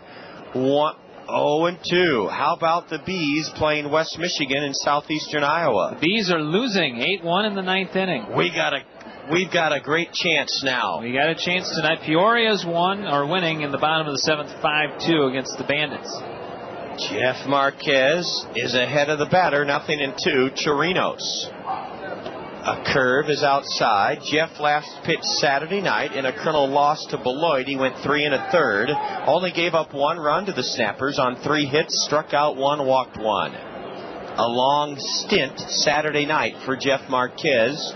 He's set at the letters, and he chases the runner back to first with a high throw over there. Be very careful. You do not want to put a runner on in scoring position at this point on a bad throw. Well, J.J. Johnson has a big lead at first. I mean, he has a good-sized lead. 5 steals this year in 7 attempts. Is he running? No. Breaking pitch looked good from here. They ruled it high. Scott Bain incurs a few complaints from the fans behind home plate. I'll say in Scott's behalf, it looked high. It did look high, and Abruzzo tried to bring it down a little bit like any good catcher will. Deuce is wild. 2 balls, 2 strikes, 2 out. Runner at first. There he goes. Uh-oh, a wild pitch. Johnson should go to third base. Oh, he should have. Well, maybe not. Abruzzo got to it in pretty good shape. And what Scott was hoping wouldn't happen has happened. A wild pitch charge to Jeff Marquez. It runs the count full to the batter. And indeed, the Lugnuts do now have a runner in scoring position on a Jeff Marquez wild pitch. Well, no need to go to third on that one because you're going to score from second with 2 outs anyway. That's true, Scott. You never want to make the last or first out of an inning at third base. A payoff pitch. A critical one from Jeff Marquez to Robinson Chirinos. Swing and a miss on a breaking ball. Jeff Marquez with a huge final out of this Lansing 8th inning gets Chirinos swinging. The Kernels are still only a run down. In the 8th for Lansing, no runs. 1 hit, a leadoff single. They've had at least 1 hit in every inning. They've out-hit the Kernels 10-5. There were no Kernel errors, a wild pitch, and the Lugnuts leave a runner. They are 8th stranded of the game. We go to the home half of the 8th inning. The Kernels are going to try to put up a crooked number or 2, and they'll face a new hurler for the Lugnuts, B.J. Bennick. After 7 1/2. Lansing 1, the Kernels nothing. You're listening to Kernel Baseball on the Zone. Nature provides a built-in mechanism for animals to get ready for their future. Animals start hoarding food in the early autumn, knowing it will be scarce during the winter. We don't seem to have that same kind of savvy. Pekin Insurance agent Teresa Brunsheen at Family Insurance Center in Monticello can help you plan ahead. Teresa can help you make sure you have the right insurance coverages for your particular needs. Nature's message is clear. Prepare. See Teresa Brunsheen, your Pekin Insurance agent in Monticello at Family Insurance Center. Hey, man, what's up? Just getting ready to kick your butt. Right. And mess up your hair? You just wish you could look this good. Boo! Nothing but net. Hey, I'm a busy guy. I don't have time to make my hair look as good as yours. I mean, who has time to schedule an appointment, let alone show up for it? Not me. I just go to Cost Cutters. I can get in whenever it's convenient for me. Nice shot. Yeah. So you're telling me you just walk into Cost Cutters and come out looking good? Well, for some of us, that comes naturally. But Cost Cutters makes it easier. They can do anything you want. A cool cut, even some color, and get some of that styling gel stuff to keep you looking good. Like me. Oh, so that's why your hair never moves. Oh, you're funny. Cost Cutters. Thanks, man. This will save me some time. Great. Then you'll have time to work on your game. Oh, yeah, that's funny. Are you a busy guy? Save yourself time and walk into one of our area's 12 Cost Cutters whenever it's convenient for you. Then relax, because Cost Cutters will make things easy and affordable for you. Cost Cutters. Live your life. We always have time for your hair.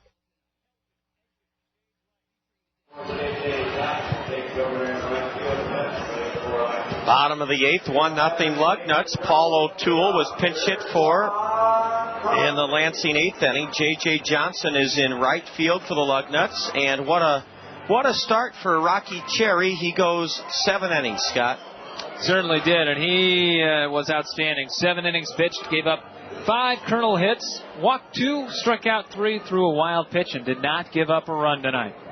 B.J. Bennick, a right-hander, misses low, ball 1 to the Kernel leadoff batter. Quan Cosby was robbed of a RBI single back in the 5th inning. B.J. Bennick, 24 years old, a 6'1" right-hander out of Seton Hall. That's the school that produced Matt Morris and Mo Vaughn. Ball 2, a fastball outside. B.J. stands for Brett John. Game number 16 for Bennick, 1-0 with a save and a 3.38 earned run average, 21 in the third innings, 22 hits, 8 runs, walked 7, and has struck out 25. Quan taking on 2-0. It's a strike at the knees. Bennick, born in Minneapolis, now lives in Delray Beach, Florida. So he's been everywhere. New Jersey, Florida, and Minnesota. Even with the bag at third is Casey McGee. A bouncer to first, an easy play for Brian Doperick, and he makes the play himself to retire the Colonel leadoff man, Quan Cosby. A Baltimore chop to first, 1 out in the 8th inning, 1-0 Lansing. Boy, Scott, I love these games. I wish we were ahead 1-0, but these are the kind of games in late August when you're trying to secure a playoff berth that are so fun to watch because every pitch means so much. Well, you and I both like these pitchers' duels, and we'd rather see 2-1, 1-0, 3-2 than 13-12, but that's just us. Yeah. Nothing wrong with that. A lot of people like the offense. A curve, a strike to Ibar. Eric reached base all 7 at bats last night. He went 5 for 5. And he chops one foul in front of the Colonel dugout railing. It's 0-2 to Eric, who reached on an error in the first, bounced back or grounded sharply back to the mound to end the third, and bounced out to first in the 6th. He came in batting .309, tied for 6th in the league in hitting. Ibar, a switch hitter batting left.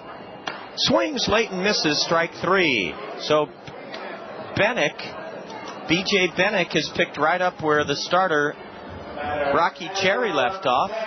He blew away Ibar on 3 pitches. Adam Pavkovich, the batter, here in the 8th inning. 1-0 Lugnuts. 2 out, nobody on.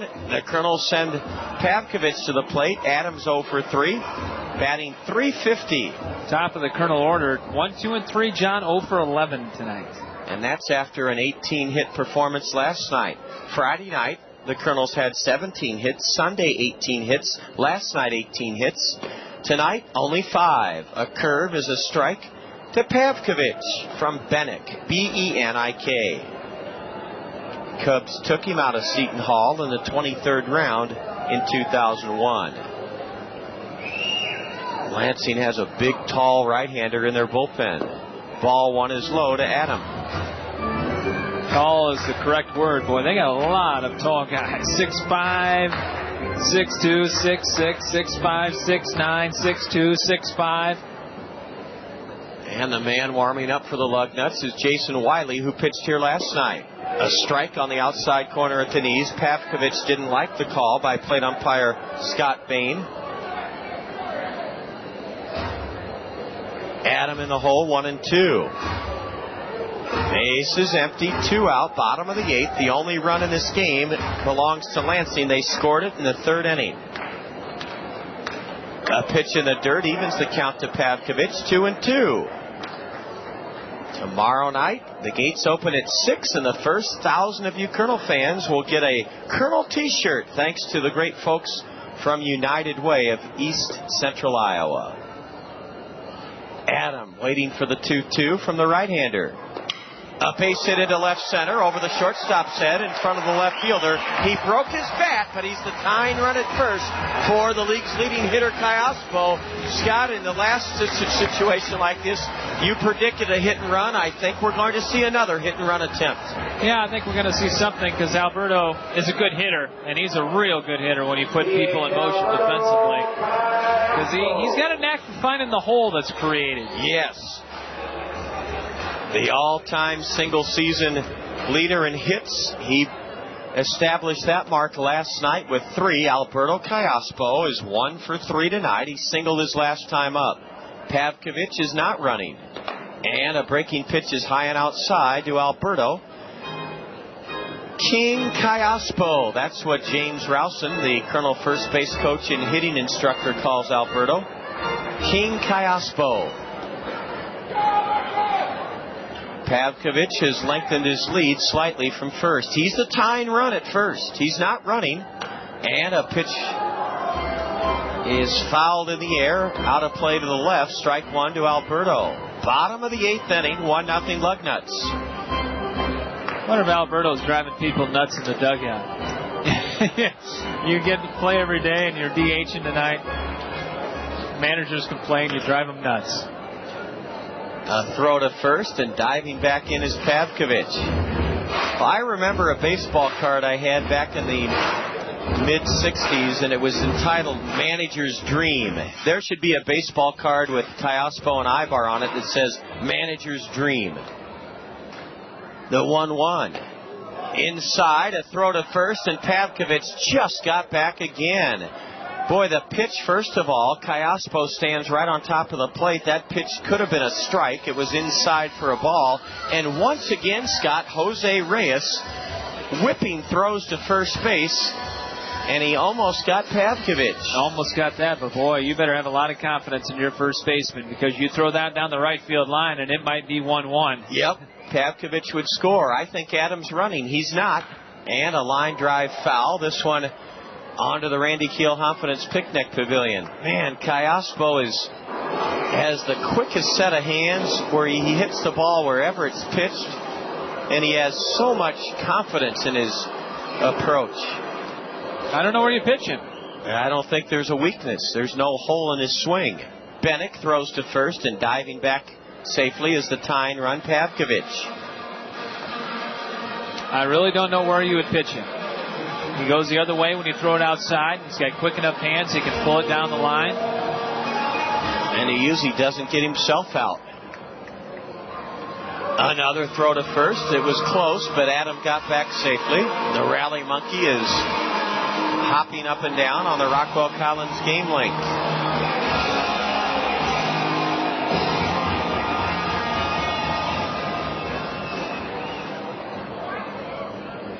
Is Adam taking off? No. And a pitch foul that skips off the Colonel dugout up into the club seats. Hopefully nobody's shaken up. 2,088. 2,088 on this Tuesday night. Our special guests are the Schmitz from the Springhouse Family Restaurant. 2-2 to Alberto. Bennick set. Delivers. A looper foul. That one will reach the Lansing bullpen and skip right in front of Jason Wiley. The Springhouse makes a great hot beef sandwich. It's served with mashed potatoes, smothered with beef gravy, full and half orders. I can't tell you, Scott, how many guests I've had here this spring and summer. When I talk about that great hot beef sandwich at the Springhouse, the guests will tap me on the shoulder and say, yeah, I have that all the time. Reuben. That's the biggie. Boy, is it ever. They have it in full and half orders. The Springhouse also has cream turkey with biscuits every Tuesday and Thursday, made from real turkey that'll fall off the bone. The 2-2 to the league's leading hitter. Loop down the left field line, on the run and making the play in fair ground is the left fielder, Keith Butler. Alberto had a terrific at-bat. Lined one to left. It was slicing away from Butler, but he proves again that speed is the best tool to have in this game. Keith Butler caught it in fair ground to end the Colonel 8th inning. No runs for the Colonels. A 2-out single, 1 hit. There were no Lansing errors. 1 left aboard by the Colonels, our 7th of the game. After 8, it's still Lansing 1, the Colonels nothing. You're listening to Colonel Baseball on the Zone. Now is the time to be planning your fall landscape projects. Fall is a perfect time to plant. Peck's Landscaping has been creating beautiful Iowa landscapes since 1956. If your home is new and needs a complete landscape, or if you are changing the looks on your existing landscape, Peck's can do it all. Whether it's a large or small project, Peck's professionals are here to help get the job done. Peck's will create a plan just for you and see it through the entire planting process. Now it's time to call Peck's for a free landscaping estimate on installed projects. Peck's Landscaping will have your home looking great in time for a beautiful fall. Call Peck's today at 393-5948 to schedule your free landscape estimate on installed projects. Peck's Landscaping, landscaping Cedar Rapids and the surrounding area since 1956. Peck's, on the corner of Blairs Ferry and Edgewood Roads Northeast. Make up your mind. Budweiser True Music is music created for real music lovers by real musicians, like Tyler Connolly of Theory of a Dead Man. I know a guy that has actually got a routine he does. He goes, well, from 8 to 10 a.m. I do songwriting, and then from 10 to 11 I do yoga. And I'm like, dude, you can't do that. You know, you just gotta, just like, to me, when it comes to me, comes to me. I'm not gonna force anything. This moment of True Music was brought to you by Budweiser Beer, Anheuser-Busch, St. Louis, Missouri. The ninth inning, Jeff Marquez with a big strikeout of Robinson Chirinos with a runner at second and 2 out in the 8th inning. We'll face the lower third of the Lansing order here in the top of the 9th inning. Lauren Schmitz of the Springhouse pointing out that in all likelihood B.J. Bennick was the setup man, and the Kernels will likely see Jason Wiley with his 26 saves in the bottom of the 9th inning. What we need to hope for, Scott, is that the score is just 1-0 as it is now. Got to shut him down right here, and it's the bottom 3 in the order. Strike one called, a slider at the knees to Jose Reyes, a left-handed hitting catcher, 0 for 3 tonight. He bounces one to second. Weed with one of his few chances on the evening, flips to first. Jose Reyes is gone. He's 0 for 4. 1 out in the Lansing 9th inning. Looking ahead to the Colonel 9th inning, we will likely face Jason Wiley. He pitched an inning and a third last night. No runs, 1 hit, 2 strikeouts, 1 walk. He's second in the league with 26 saves. He'll face 3 left-handers. Porter, Abruzzo, and Mathis. But we're scheduled. That's right, scheduled. Nick Jones has scored the game's only run. He led off the third against Colonel starter Abel Marino, singled into center. 1 out later, scored all the way from first on a Felix P.A. double over the head of Jenkins in left. Couple of giant dragonflies over the backstop, big enough that they look like birds. B-16 going across. Maybe it is a bird. I can't tell. Strike one is in to Nick Jones, a right-handed batter from VCU, Virginia Commonwealth University. A slider, and it's strike 2 to the batter. Well, Scott, there's no doubt that folks are looking forward to what you've termed the most fun part of your sportscasting life, and that is hopefully playoff action with the Kernels, the start of the prep football season, and the championship determinations at Hawkeye Downs. All of that is still ahead of us. Yep, coming up in the next couple of weeks, very quickly. The 1-2 to the right-handed hitter. Strike 3 swinging. He went. Oh, wait a minute. Uh-oh, I got in trouble again for umpiring. Brian Riley said the batter didn't go around. I thought I would have sworn he did. Well, they appealed down to the base umpire, Brian Riley. He said, no, he did not. It's 2-2 to the right-handed hitter. Playing in his 37th game. He's batting 179. Swing and a miss on a high fastball. Nick Jones fans, and that is the 10th strikeout of a Lansing hitter by Colonel Hurlers tonight. Marino had 7, Lincoln 1, and now the second for Jeff Marquez. Base is empty for Keith Butler, a 2-out single in the 7th inning. Butler, a right-handed hitter, has been part of a Lansing airtight defense. As Scott pointed out earlier, catches by Felix P.A. and this batter, Keith Butler, took runs away from the Kernels. We could be leading this game 2-1. A breaking ball just misses inside, and it's ball 2 to Keith Butler. Well, it's a big guy to get here because you do not want any part of Felix P.A., who has 3 of the Lugnut 10 hits and has the only run driven into the game. The 2-0 to Keith Butler. Drilled into right center. Porter on the run. Porter there. Porter reaches up and has it. Greg Porter almost had that ball take off on him and sail over his head, but the big guy reached up and caught it in right center field. A 1-2-3 inning for Jeff Marquez. The stage is set for a Colonel rally in the bottom of the 9th. Let's pull it out of the fire. We go to the bottom of the 9th inning. 1-0 Lansing. You're listening to Colonel Baseball on the Zone. This is an emergency. This isn't. Say it's an evening or a weekend, and you have a, or perhaps even a You don't need, but you'd rather not, for your doctor's office to open. That's when it's time to visit a Mercy Care Urgent Care Clinic. Just walk in, limp in, or even crawl in. And a Mercy Care physician will help you feel better, faster. There's a Mercy Care Urgent Care Clinic near you. Mercy Care North on Collins Road Northeast, and the new Mercy Care South on Edgewood Road Southwest. Open Monday through Friday, 7:30 a.m. to 9 p.m., and weekends 8 a.m. to 4 p.m. So, next time you have, visit a Mercy Care Urgent Care Clinic in your neighborhood. Here's a fact about the new Veterans Memorial Stadium I bet you didn't know. All of the grounds surrounding our community's newest source of pride are maintained by Greg's Lawn Service. That's right, it's Greg's Lawn Service that provides you with that initial lift when you approach our magnificent new ballpark. Greg's Lawn Service can put their first-class signature on your yard, elevating it to the same immaculate condition you see around the stadium. Greg's Lawn Service, a cut above the rest since 1983.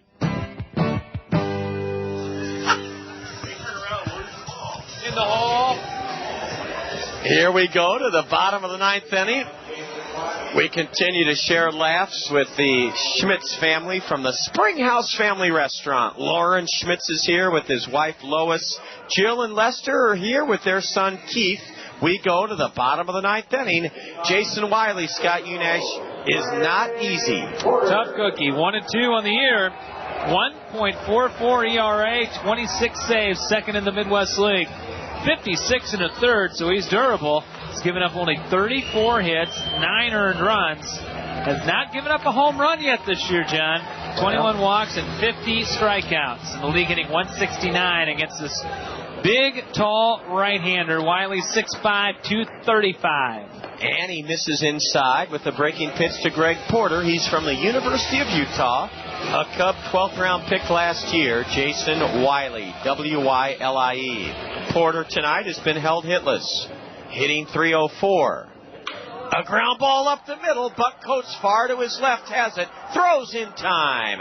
It looked promising when it left Porter's bat, but Buck Coates scooted quickly to his left. And despite 49 errors, he threw out Porter, one gone in the Colonel ninth inning. You can't ask any more from Porter, Scott. You have to swing early against a guy this good. Yeah, that's the case. And you're right, it looked promising as he got off the end of the bat, but he just didn't hit it quite as sharp as we would have liked. And Coates ranged to his left, made a nice play. Abruzzo the batter. 1-0 Lansing, bottom of the ninth, and ball one is high.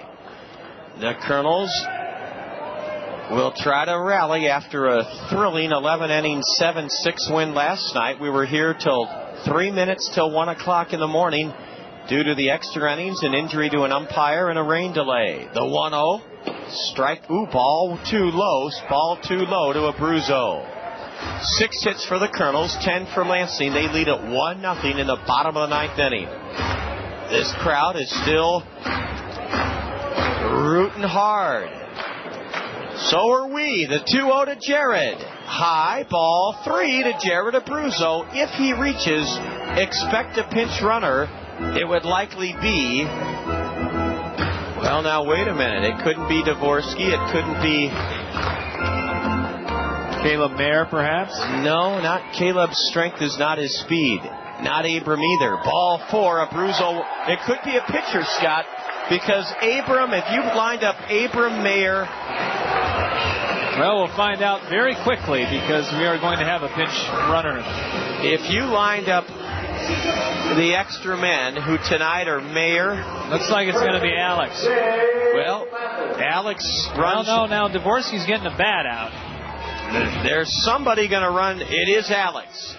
I just couldn't figure out who would be a pinch runner. Alex runs very well for a big man.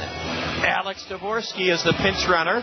Abruzzo walked on 4 pitches. The Kernels have the tying run on base with only 1 out here in the 9th inning. Dvorsky, if there's a 10th inning, will take over behind the plate for Jared. I just couldn't figure out who Todd Klaus would use, and it makes sense.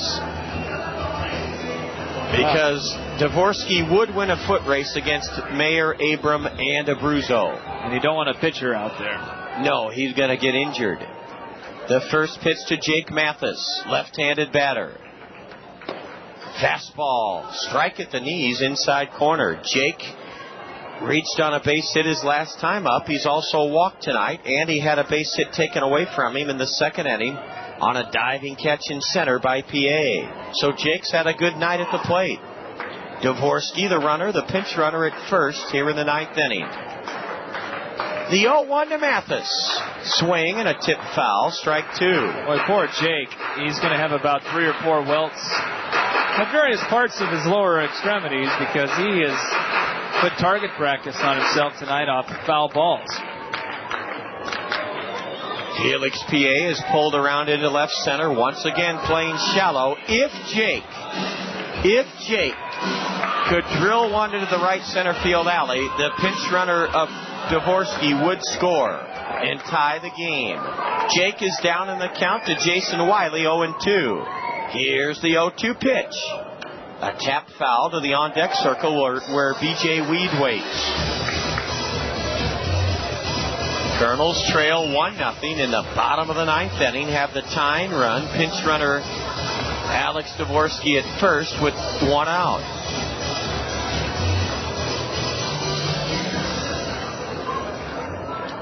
Oh, that gap in right center and down the line as well is highly enticing. Wiley to Jake. Strike 3 called, a curveball. Jake thought it was high, Scott. Jake thought it was high. Well, it was borderline. Oh, and the crowd is on the plate umpire. 2 gone. Here's B.J. Weed. 1-0 Lansing, bottom of the ninth inning. Probably in that situation, 2 strikes, bottom of the ninth, down 1. You better be hacking. I guess that's about, that's what we'll say.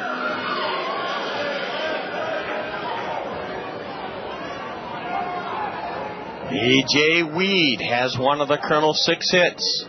A tap to the left side. It should end the game. The pitcher throws, and Lansing wins it 1-0. The Lugnuts win a tight game 1-0 in the heat of a pennant race, and B.J. tapped it to the left side of the plate. Wiley popped off the mound to his right, and Jason threw B.J. out 1-3. In the ninth inning for the Kernels, no runs, no hits, a walk. There were no Lansing errors. The Kernels strand a runner. We left 8 tonight. Well, this series is even at a game apiece. The Kernel homestand record is 4-2, and now the Kernels will have to hope desperately that Burlington and Clinton lose, and that way we'll still not lose any ground. We have 6 games remaining in the regular season, and a 1-0 Lansing triumph tonight. You really can't point the finger at the Kernels. They played their hearts out, but the Lugnuts were just a tad better, and they hold on with their 1 run in the third inning to win it 1-0. Jason Wiley the save, the winner the starter Rocky Cherry, the Kernel tough luck loser Abel Marino. 1-0 Lugnuts. Scott and I will have the totals, highlights, and more coming up next on the Kernel Curtain Call. You're listening to Kernel Baseball on the Zone. Hawk fans, Gary Dolphin here. Have you been to Kinnick lately? If you have, the Hawkeyes thank you. If you haven't, tickets are on sale now for the 7 home football games to be played this fall. And what a blockbuster schedule it is. The Red Hawks of Miami, Ohio, and nationally ranked Arizona State highlight the non-conference schedule. Visits to Kinnick by Michigan, Penn State, and arch rivals Illinois and Minnesota round out the Big Ten home slate. Those are the kinds of games that are tough on coaches, but great for the fans in the stands. Season tickets, 3-game mini plans, single game seats, group tickets, family packages, discounted youth tickets, you name it, the Hawkeyes have it, and they're on sale now. To reserve your seat inside legendary Kinnick Stadium for 1, 3, or all 7 home games of the 2003 Hawkeyes, visit www.hawkeyesports.com or call 1-800-IA-HAWKS. Nothing comes close to being at Kinnick with 70,000 of your closest friends. Don't delay, be a part of the fun. Dial in at www.hawkeyesports.com or 1-800-IA-HAWKS. Go Hawkeyes!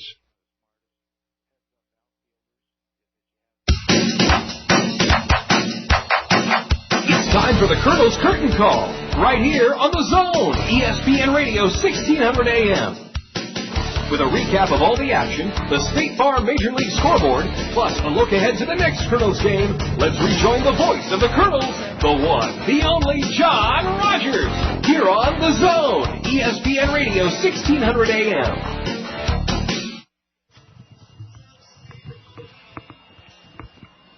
Well, this is just the kind of game you would expect in the heat of a pennant race, and even though the Kernels came out on the short end 1-0, they certainly have nothing to do but come back tomorrow and play as well as they did tonight. Just a couple of tough breaks. One, B.J. Weed being thrown out at third in the third inning, rounding second.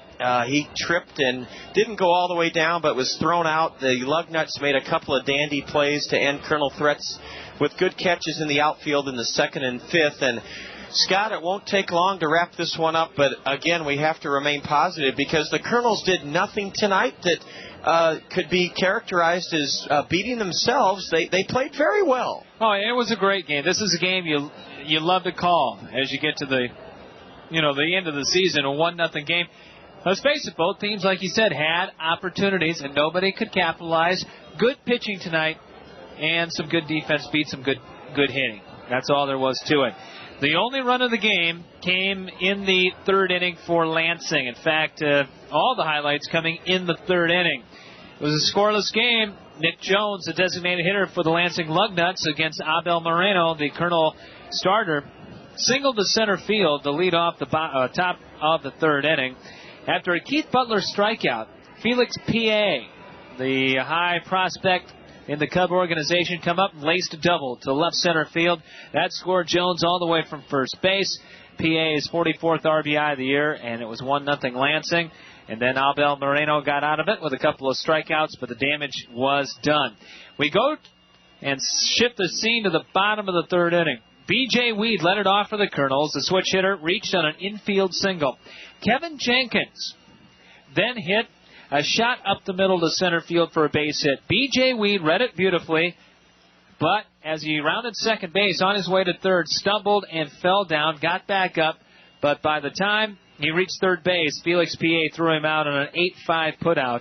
Jenkins went to second on the throw, so we still had an opportunity to tie it up with a runner on at second and one out, but then Quan Cosby grounded to third, and with a runner on at third base, Eric Ibar then hit a comebacker that was fielded by the starter and winner, Rocky Cherry, and that was it. That, in fact, was the only Kernel tonight, John, to reach third base in the ball game was Kevin Jenkins at that time. So, a couple different opportunities for the Kernels. They had two on in the, trying to check this out. The fifth inning. Fifth inning, yes. Two on in the fifth inning with nobody out. And that was Jared Abruzzo with a single to left. Mathis walked, and then B.J. Weed flew out. Kevin Jenkins struck out, and Quan Cosby lined out to short left. And Keith Butler made a catch in shallow left to save a run. There were a couple times tonight, once in the second and once in the fifth, when the Kernels had an opportunity to score runs with two outs. But look, possible line drives to short left and short center were caught because the Lansing outfield plays very shallow out there with Butler and P.A. They can go out and get it. Good pitching tonight. Beat good hitting. 1 run, 10 hits, 2 errors, 8 left on for Lansing. Cedar Rapids, no runs, 6 hits, 1 error, and the Kernels left 7 on. Rocky Cherry, the winner, 2-0 now as a Lugnut. Abel Moreno, the loser, 1-1. And the save goes to Wiley, his 27th. Game played in 2 hours and 43 minutes in front of a crowd tonight of 2,088 here at Veterans Memorial Stadium. Well, thanks for the game recap, Scott. We want to also salute Colonel reliever Jeff Marquez. He retired the only 4 batters he faced and kept the Kernels right in the hunt till the very end in a 1-0 Lansing victory. That's the game wrap-up this evening. We're going to take a timeout here from the new Veterans Memorial Stadium, and when we return, we'll have our Kernel play of the game. This is the Kernel Curtain Call, and you're listening to Kernel Baseball on the Zone. Yes, Cedar Rapids, thanks for stepping up to the plate and increasing the amount of materials you are recycling every year. But we can always do more. Remember, most paper products, cardboard, metals, plastic, and glass materials can be recycled. So don't throw them in your garbage containers. Put them in your blue curbside recycling box for Collection Day. Cedar Rapids Solid Waste and Recycling reminds you, save landfill space and natural resources. Recycle everything you can. Over the years, Dad will use Alliant Energy to do lots of things. To turn the lights off 10,000 times. To give 765 bubble baths. To do 3,126 loads of laundry. But most important of all, to cook 152 gourmet meals when Mom works late.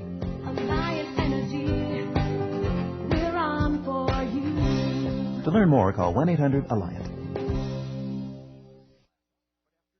Scott Unash, the Zone's Programming and Sports Director, John Rogers with you on the Thought show. I had a brother. Oh, brother, Scott. And our in-studio engineer is Bev Taylor. We enjoyed bringing you a really well-played game by both teams. Lansing won, the Kernels nothing, and it's time to enjoy our Kernel play of the game. Abel Marino left the game in the 7th inning, having gone 6 2/3 and given up just 1 run, struck out 7. When he left, Matt Lincoln came on. There were runners at first and second with 2 out. Lansing led the game 1-0. Here's our Kernel play of the game. Another 3-2 to the left-handed batter. A curve and a swing and a miss. Matt Lincoln comes in and fans Buck Coates after falling behind the left-handed batter. 3-0. He got him swinging on a 3-2 curveball. And that's our Kernel play of the game. Matt Lincoln fanning Buck Coates in the 7th inning to keep the Kernels right in it at 1-0. Lansing won at 1-0. Scott not only has a complete look at all the scores in the big leagues next on the State Farm Major League scoreboard, but Scott has action to report finals from Community Field in Burlington and Pullman Field in Beloit. We'll tell you if the Kernels remain in the same position, gain ground, or lose ground. 1-0 Lansing. Up next, the State Farm Major League scoreboard. You're listening to Kernel Baseball on the Zone. Everyone deserves a great insurance agent, not just any insurance agent. Paul Draper, your Pekin insurance agent at Sheets Forest Draper Insurance in Marion, has the experience and knowledge to provide you with top-notch insurance coverages. Sheets Forest Draper Insurance in Marion has been insuring individuals like you for over 100 years. Dependable protection from Pekin insurance agent Paul Draper at Sheets Forest Draper Insurance in Marion, an agency you know and trust. Anyone but me. Baby, can't you see I know what's right for me? Don't tell me wrong from right. I know just what I like. Yeah, call me crazy, I don't care. Come feel the joy all around each generation. I sound they got their own kind of sounds. I'm to shout it out.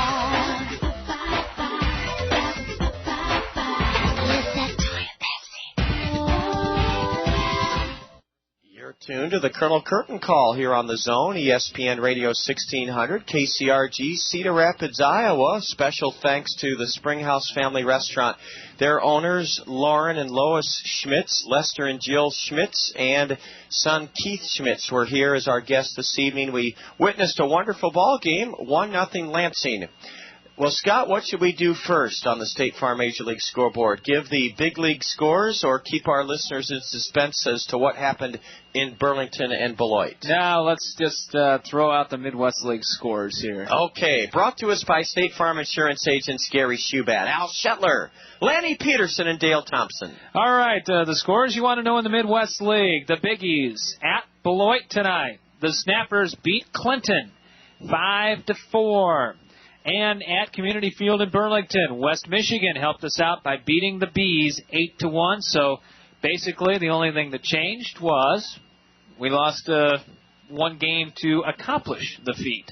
We're still 2 out, but now instead of 7 to go, now it's 6 to go. So, 50-50 news, I guess, is the best way to put that. Other scores in the Midwest League. South Bend beat Dayton 7-1 tonight. No report from Battle Creek and Fort Wayne. Peoria, did they tie us or were they 2 behind now? Peoria was a game behind us. So now they are tied. So now there are 3 teams 2 out as Peoria beat Quad City tonight at O'Brien Field in downtown Peoria 7-2. So those are the Midwest League scores. In the American League, Scott, I'm sorry. I try to be accurate. Peoria did lose last night. They're a game back of the Kernels in Burlington. Okay, so they're 3 out. from Clinton and 1 behind us in Burlington. Okay, Thanks. so it is quite a scramble. 4 teams for 1 spot. And there are going to be 3 teams that are going to be awful unhappy come next Monday night. American League, Toronto beat the Red Sox 12-9 at Fenway Park. Detroit got by Cleveland 5-4. The White Sox pounded the Yankees 13-2. Kansas City keeping pace with the Pale Hose. They beat Texas 9-2 at Kauffman Stadium. 3 games on the West Coast. Top of the 4th inning, it's Minnesota with a 1-0 lead over our parent club, the Anaheim Angels. Baltimore and Oakland scoreless at the Coliseum. They've gone to the 3rd inning. And Tampa Bay leads Seattle. Mariners are kind of scuffling a little as of late. 3-0 bottom of the 3rd inning. National League, Montreal with a late touchdown beat Philadelphia 14-10. It was Pittsburgh over Florida 4-3. So both the wild card leaders lose tonight in the National League. Milwaukee pounds Cincinnati 7-1. That's a final. Bottom of the 9th inning, Atlanta trying to rally. Mets still lead it 6-5. Houston 18-4 over the Dodgers. Dodgers don't give up 18 in a week sometimes. That one's still in the 8th inning. Chicago beat the Cardinals tonight, 7-4 at Busch Stadium. San Francisco with a 3-0 lead at Coors Field in Denver over the Rockies in the 6th inning. And currently, Arizona shutting out San Diego 4-0. That one in the top of the 5th. PCL tonight, Edmonton leading Salt Lake already 4-1. 6-1, that one in the top of the 4th inning. And Midland shut out Arkansas tonight in Texas 4-0 in the AA Texas League. And in the Arizona Rookie League, the Athletics beat Mesa 11-8. A complete look at the Midwest League scores and the Major League scores from Scott Unash on the Colonel Curtin Call as part of the State Farm Major League Scoreboard. Brought to you by State Farm Insurance Agent Al Shetler, State Farm Insurance Agent Lanny Peterson, State Farm Insurance Agent Dale Thompson, and State Farm Insurance Agent Gary Shubat. The winning pitcher in tonight's game, Rocky Cherry, running to get the lactic acid out. He's running around the warning track material way out in left center field now. And, boy, you have to admire how well both teams played tonight. As Scott noted on the game recap, 2 sterling catches by Lansing outfielders and a slip rounding second base by a Colonel base runner. The difference in tonight's 1-0 Lugnut win. Tomorrow evening, come on out. The gates open at 6. And the first 1,000 Colonel fans, regardless of age or gender, will receive a Colonel T-shirt from United Way of East Central Iowa. Then Fan Appreciation Night, Thursday night, the final regular home season game of the year. And the Colonels will be on the field from 6:05 to 6:25 Thursday night. You can collect autographs, and they'll be posing for pictures. We'll also have prize drawings and great reduced rates from the Bim Ritter Diamond Shop and some specials on food items. Scott Unash, it was great to have you with us this evening. I know that these final 6 games are going to be just as exciting as the first 2 have been, as this entire homestand has been. And let's just hope the Colonels do what they did tonight. We played well enough to win, but you just have to salute the opposition. Yeah, absolutely. And by no means is this thing over yet. And it's going to come down to the 4 games in Clinton on Labor Day weekend. Scott, thanks so much. You bet. For KCRG's Programming and Sports Director Scott Unash, I'm John Rogers. A special thanks to in-studio engineer Bev Taylor. Bev, as always, did a terrific job at 2nd Avenue and 5th Streets at the Zone. 6:40 dugout interview time tomorrow. 6:40 dugout interview time. 7 o'clock first pitch. It's the 6th game of our 8-game homestand, which stands at 4-2. Lansing 1, Kernels nothing. Have a great Tuesday evening. You're listening to Colonel Baseball on the Zone.